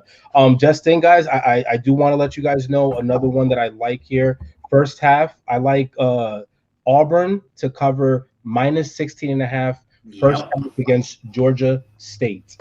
Yeah, Georgia State's been bad, man. Yeah, and after what happened last week, I just think that these guys come out, they prove themselves, and this might be another game where they put up 50 to 60 points on the poor team in Georgia here. Yeah, I think that's a good play. So then also Arkansas State plus 14.5. They go and play. I believe at Tulsa, and Tulsa's just not. I don't think Tulsa's very good. They looked pretty decent against Ohio State, but we're not sure Ohio State's very good. And I just think coming off that game again, this is a premium like letdown situation for Tulsa. I mean, they gave Ohio State a game. They're going to come in feeling pretty good. Arkansas State's a decent team, and they're getting 2 touchdowns. I mean, it's up to 14.5 this morning. I just think it's a letdown spot for Tulsa. I think Arkansas State's pretty good, especially on offense. I think they can if nothing else, a backdoor cover. But I think they're a live dog. I mean, I'm not going to do the money line, but I think getting 2 touchdowns, I think probably Tulsa is getting a lot of benefit for what they did at Ohio State last week. But they were obviously up for that game against Ohio State. It's their Super Bowl. I think this is just a prime letdown spot. Maybe they come out cold, get down a score or 2, and then still win the game. But I like Arkansas State catching 2 touchdowns. Man, I'm on the other side of both of y'all today on so many picks. I think Arkansas State is horrible. I just think they're awful. Tulsa almost beat Oklahoma State, and they played Ohio State pretty tough. Like, I don't think Tulsa's that bad of a team. Why is Arkansas State horrible? Maybe I'm not. Maybe they scored like 3 points last week. They've been really, really bad to start the year. I mean, like, not good. And they don't have, I mean, that offense is a mess. They don't have a quarterback that they like. They're ranked 115th in defensive success rate. They're ranked 88th in offensive success rate. They're 122nd in EPA per pass attempt on defense, 127th in EPA per rush on defense. I mean, this Arkansas State team is bad. They were bad against Washington last week, sure, but they took Memphis to task. There was a 55-50 game. Yeah. I mean, I think they can score. I just think they can score and keep within 2 touchdowns. I just think that due to the fact that they only scored 3 points last week, it's not going to be the same thing 2 weeks in a row, or at least I'm hoping not. So if you're giving me 14.5 points, I'm going to take that all day. Because I don't think Oklahoma State is good, and then we were too high on Ohio State as well coming in. So it's just one of those things where I like the underdog in this game. Man, we're gonna have a lot of it's gonna be a fun chat. It's gonna be a fun chat. It's gonna be a fun game today. All right, we got a lot more to cover, and we are running out of time. Let's skip down. We got to do some prize picks. Will and Chris, I may have to go. I hear. I have to go check on something real quick, but why don't you guys talk about prize picks real quick and who you guys like, and I'll come in a couple minutes and give mine. Cool. All right. Well, I'll let you go first since I'm putting mine together still. Okay, cool. So the first one that I want to add is Malik Cunningham. Yeah. I just think that he did his thing. he did his thing last week against UCF. I think going up against a Florida State offense, he's going to have to do the same thing. Some heroics, not only on the ground but also in the air. So you're looking at him doing some good things here, and I like Malik Cunningham over 249.5 passing yards for that game. And so we didn't touch on the UCLA and Stanford game yet, but I do like two plays in this game. So I'm looking at Zach Cabernet. Am I pronouncing that right? I think so. So some fan favorites from the University of Michigan. He transferred in to UCLA, but Charbonnet. Charbonnet, yeah. Sorry. I wish it was pronounced Cabernet. That'd be awesome. Yeah, listen, okay. It's been quite a weekend. I've been still. It's only Saturday morning. Got Cabernet on his mind. Yeah. Sorry. You know, I indulge in a little white. I indulge in a little white and a little rojo. You know what I'm saying? So I do like to take it there. But yeah, give me over 84.5 rushing yards for him for this game. I think it's going to be a high scoring game. Both these teams have been scoring well in past 35 points the last couple games, so I like that. And then on the other side, we're looking at on the same side, but at the quarterback position, DTR over 232.5 passing yards for the game against Stanford. Stanford's not very good. No, not at all. And I mean, he should be able to do that just in a regular game against a regular opponent. Should be able to put that up. And then the last one, Alfred, you did allude to this guy right here, Khalil Shakir, wide receiver for Boise State. Love him. It's kind of high, but I think he's going to hit because it's going to be a high scoring game. Over 107.5 receiving yards. Chris, yeah. Listen, I know, Chris. When I saw the line, I'm telling you, Utah State's going to score. Yeah, I like all those overs. Really, they just might have to call it quits with the running game, and I don't blame them. So just go all in with the wide receivers. I actually like Khalil Shakir over 22 fantasy points. So I'm on Shakir as well. I just prefer the fantasy point line. Nice. A win is a win. A win is a win. Doesn't matter how you get there. No, sir. Chris, did you already give yours? No, we'll go first, but I'll go. So I had a couple earlier as well, but one that I like, obviously Khalil Shakir, 22 points. I also like both Max Johnson and Will Rogers to go over their fantasy points. So 23.5 for Max Johnson and 22 for Will Rogers. They're going to dink and dunk their way to get there, like I've talked about with Mississippi State. I think that he's just going to 302, 303 is probably going to happen. And then Max Johnson on the other side, I think it's a very solid fantasy points. And then I like Kayshon Boutte, and we've talked a bunch about him today. Over 88.5 receiving yards. So he's only 88? 88.5. Still? Yeah. So the receptions, I got in at the receptions at 6 because I thought Kayshon Boutte over 6 receptions, smash. Now it's 7.5. So I've kind of pivoted over to the 88.5 receiving yards. So I think that's a pretty nice value because I think the game, again, super high scoring.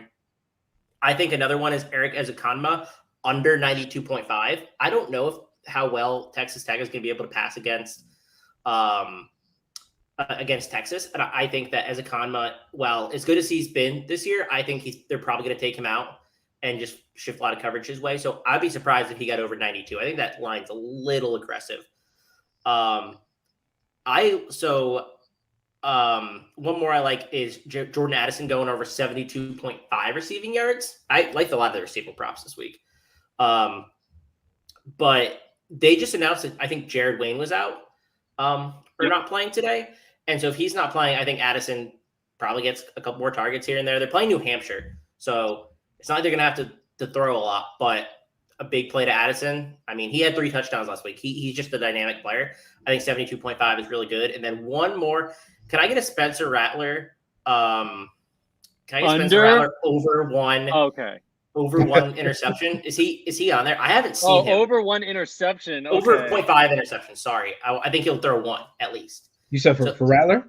Yeah, is he on there? 0.5 interceptions? Can I get the over on that? Well, Chris, I would love to help you, but again, unfortunately, I'm in a state where I can't even get in. So Yeah, That's true. they're No, Let just me see. it's not. So it's not available because they know he's going to throw over. It's He's too gonna hit the easy. over. you know, Chris, It's too easy. you just want to make your case for Sam Howell being above Rattler, and I'm here for it. You know, I'm here for your data guy, so I got it. But we still got it. We're gonna have to talk offline as to why you think that that Howell is a better candidate over Rattler. I'm not rolling. I'm not rolling right now in week 4. Yeah, so I can't get that. I actually think Graham Mertz over half an interception is interesting.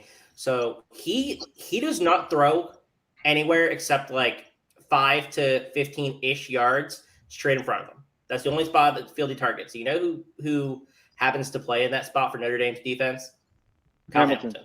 Yeah. Hamilton. So I think I wish I could get a defensive prop on Hamilton over half an interception because I think or I might even play that if it's on DK. I don't know. Can I get a defensive player prop over interception? I know in the I think it's one today and maybe more. Graham Mertz, whatever the over under on Graham Mertz is, I'm taking that as well. I'm seeing all these good ones that I didn't notice earlier. 180. Yeah, Graham Mertz isn't bad. 180 passing yards. Yeah, I like the under. Because I do think that the you like the over that. No, I like the under. I don't think Oh. that they're going to throw much, and I don't because they can't. Graham Mertz is not equipped Watch to throw it. outside. Felix could be listening. So so on DK it's only for NFL. You could have those props for NFL, but in the college game they don't have it, unfortunately. It's that would have been Kyle Hamilton over reception. Interception. I wonder what that would be. That you might get good odds on that, and I think he's going to do it. Yeah. That's a shame. There's a couple I wanted to highlight. I mean, Bonner's. We liked Bonner for our lineups on DraftKings. Also, his prize picks is just too low. Also, in that game, Logan Bonner for Utah State, his over under, at least it was 215 passing yards, 1.5 touchdowns. It's up now. It went up like right as we went live this morning. It was at 215 forever. It's at 238. I still like it. Bonner? Yeah, Bonner. Yeah, I mean, I still like it. I jumped. think 300's way in play. Austin just let us know that Wan'Dale Robinson might be out for Kentucky. I don't think that matters for DraftKings, but it's a big loss for. I think it's a night game. Kentucky It's a big loss for Kentucky if you're betting on them. Obviously, Yeah. Will Levis is interesting, but he's less interesting. We're going to talk about the night slate real quick as well. But the other thing I wanted to mention, so there's some points props I really liked. Geiger for Texas Tech over 9 points. If they shut down Ezukanma, he only needs to catch 3 or 4 for 60 yards or something to get over 9 points. I kind of like these fantasy lines that you don't have to score a touchdown. You can still pretty easily see it happening. Chisholm over 11.5 points. I know Chris likes Chisholm for Missouri as kind of their primary option in a game that could be a little back and forth. 11.5 is his number. So again, that's easily done with points per reception and not scoring a touchdown. I mean, 5 for 65 gets you there. And then here's the big one I love. Cam Rising over 17 fantasy points. He's the new Utah starter. And they're going against Washington State. I don't think Washington State's defense is worth crap. Correct me if I'm wrong. But he's a running quarterback. So his over-under is 17 points. He's going to get you 4 on the ground. That means just a throw for 14 points. I mean, that's like 200 yards and 2 touchdowns. Or if he runs one in. I mean, I just think that's great. He's the new starting quarterback. They're going to probably have to score against Washington State. I really, really like that one. I think it's low because no one really knows who he is. He just threw for 3 touchdowns, though, and ran for 50 yards against San Diego State last week, who's got a decent defense. So Cam Rising. And as you know, as the injury news trickles in here, we can briefly talk about the night slate till we get out of here.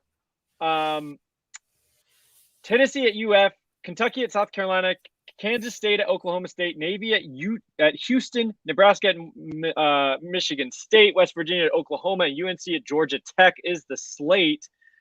I'll give you a couple things that I looked at this morning. I don't know how much you guys did, but I usually like to just kind of tease it, and then we can talk about it later as the day goes on. on Twitter and in the Discord. But I really like. I was going to highlight Will Levis, but I mean, if Wandale's gone, that I don't like him nearly as much. I like Josh Ali more. I do like Josh Ali more, but is South Carolina's defense? You're our South Carolina insider, Chris. How's their defense? They haven't really played a lot of impressive. Like their games haven't told me much about their defense. I mean, that's definitely their best unit. I mean, they're much better defensively than they are offensively. That's not saying much. They actually have, in my opinion, like a top 40 defense in the country. Okay. And that, I think the metrics kind of hold that up. I think their defensive success rate is top 35. I think it's at 35, 34. I don't remember off the top of my head, but I can pull it up. 34. And they have a better pass defense than they do rush defense. So, I mean, I'm probably not targeting Will Levis. I also think the game's going to be low scoring. That's just not a fun game. And I think if Wandale's limited, that just limits their whole offense. I think, and it's a tough place to play in South Carolina. It is. Like Williams-Brice is a it's a really tough environment at night. So I think Levis could struggle. Oklahoma State's got some interesting situations. I don't love the game. Kansas State's a decent defense, a pretty good defense actually, and they're playing very Kansas State football this year, which is run game and defense. But they have some minimum priced receivers. I think it's Braylon Green and there's a Blaine Green. So there's two Greens and Rashad Owens. All are down near 3K. And they just have a lot of murkiness with injuries. So keep an eye on that for injuries. Their top three receivers could be out of the game. Yeah. A lot of guys, 2 or 3 missed last week. 2 or 3 left the game last week. And Mike Gundy. Bryson Green's the play. Bryson Green. That's what it is. And I like Presley as well. I think Presley 5,200. Yeah. That's a nice value considering that everything's going to go through him this week.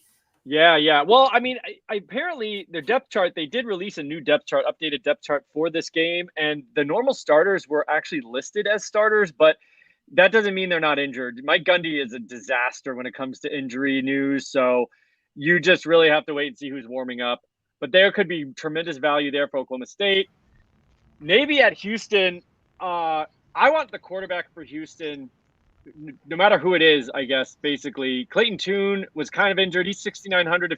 If he's a go, he's a smash, I think, against Navy's horrible defense. Chris has been banging that drum all season. And what's up with Nathaniel Dell being only 6,100 to stack? Yeah, that's what I was going to say. Dell, I mean, you want the Houston stack. You want the quarterback with Dell, pretty much lock and load that. And if Tune doesn't go, I think it's Ogbogu is the backup who got in last game when Tune had to leave. He's only 4,500 going against Navy's defense. I mean, that's just a free square. If he's the starter for Houston. So keep an eye. You're going to want the Houston quarterback, I think, regardless of who it is. And then Dell, you want to put Dell in there with them. Do you like McCaskill? I like McCaskill. And I think that because Navy's defense is so bad on the ground as well, I think what's he priced at? 3,500 for the starting running back against Navy for Houston? I mean, that's a no-brainer. I guess it's just a Houston stack kind of night. Yeah. Oh yeah, they're gonna destroy Navy. Now, guys, at the super flex spot, we got to go with my man Adrian Martinez. We got to put Heisman Martinez. Heisman Martinez. Hashtag Heisman Martinez, man. I'm leading the roar right there with him. So. I mean, you can't hate it. Martinez is your classic DraftKings player. You got to like him. I think you're going to want Kenneth Walker. He's not even the most expensive running back on the slate, and he's easily the best guy who's going to get you 25 opportunities. He's not cheap. He's not cheap by any stretch, but I mean, Nebraska's even's okay, but like you just can't pass up that volume. Mm-hmm. And he smashed Northwestern. I faded him hard. Against Northwestern, he had like 4 touchdowns in week 1. And then I like Letty Brown for West Virginia against Oklahoma. He's always a value. He's another guy who's going to, flirt with 25 touches opportunities there. And then you have UNC at Georgia Tech, which is probably going to be an absolute, jackpot for UNC. I mean, Georgia Tech's just not good. I thought they'd be better this year. They have been real bad. on both sides of the ball. Play any Tar Heel. I mean, I think you got to probably get in Howell. You got to play Josh Downs. You have to. I don't think you can fade Josh Downs. I mean, you can fade.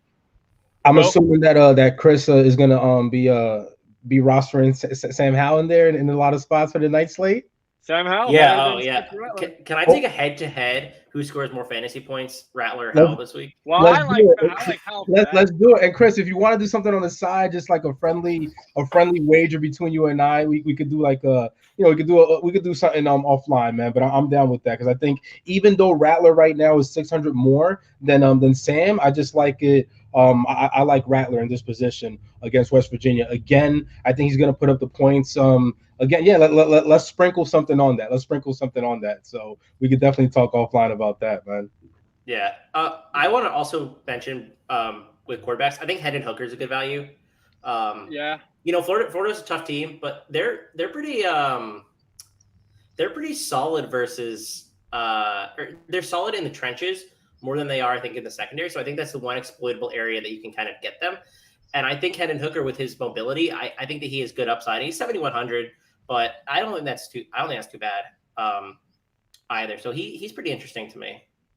I also like. There's more UNC that I like. I mean, Coffrey Brown for 3,800. He kind of started the year a little injured. I think he's going to wind up the 2 behind Downs by the end of the season.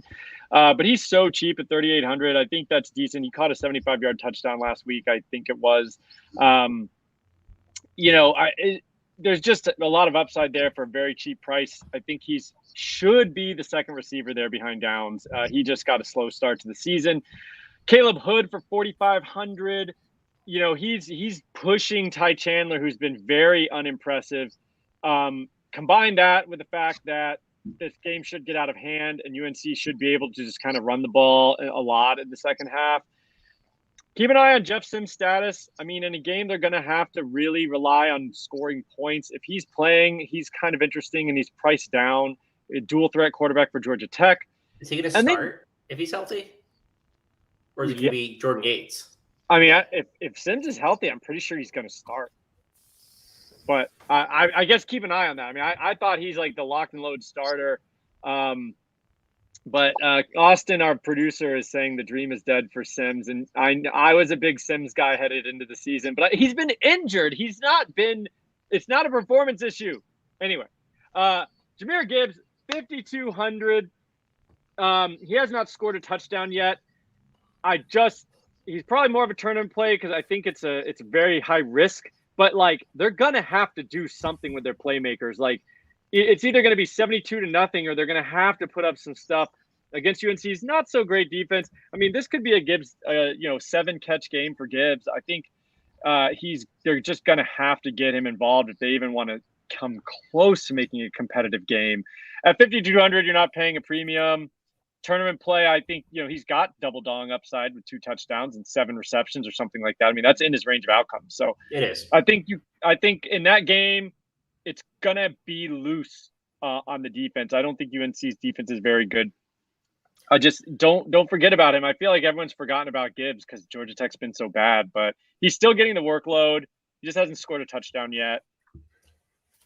Yeah, I like him. But I think he is a low floor play. I think you could really get. It's a risk. It's a low floor play for sure. That's true. But yeah, I mean, the North Carolina's passing defense is pretty not good. But I mean, their rushing defense is pretty weak, to be honest. Like they haven't had to put up a lot. They're not very good on defense at all. No, they're not. And I mean, if it's going to be a high scoring game, it could be checked down a clock. I think you're spot on there. So I'm okay playing Jahmyr Gibbs. I don't think he's gonna be popular either. Yeah, and he's not gonna be popular. We don't have too many more injury updates right here. The big one, as if you're checking in late, was Taj Brooks. If you have him in your lineup, get him out. He is totally not playing the game. That does make SaRodorick Thompson interesting. I didn't bother to add him anywhere. That could be a mistake, but I just wasn't. I wasn't in on Brooks too much, and I'm just not really in on Thompson either. I think, like you guys said, I think Texas Tech is going to have a hard time moving the ball in general.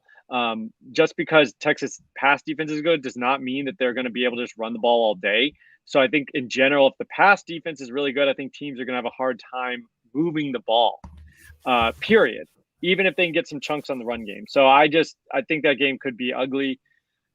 But Taj Brooks is out. Do not put him in your lineup. Don't forget to catch us on the evening show. Coast to Coast has been getting rave reviews. We come on it's after the ESPN game, I think. So it's like around 11 o'clock. They do an hour wrap up at the end of the night. And you're going to want to check that. Also, we release slate previews every week. Chris and Will are doing those for us. Betting cards, player props, picks on Prize Picks, and of course the Why Wait Till Sunday podcast every single Thursday, where we do our initial preview, and this is kind of the wrap up, circle back. And that's 12:01. I think that's it. Kickoffs have happened. Everything's locked. Let's go. Good luck, everyone. Good luck out there. Good luck.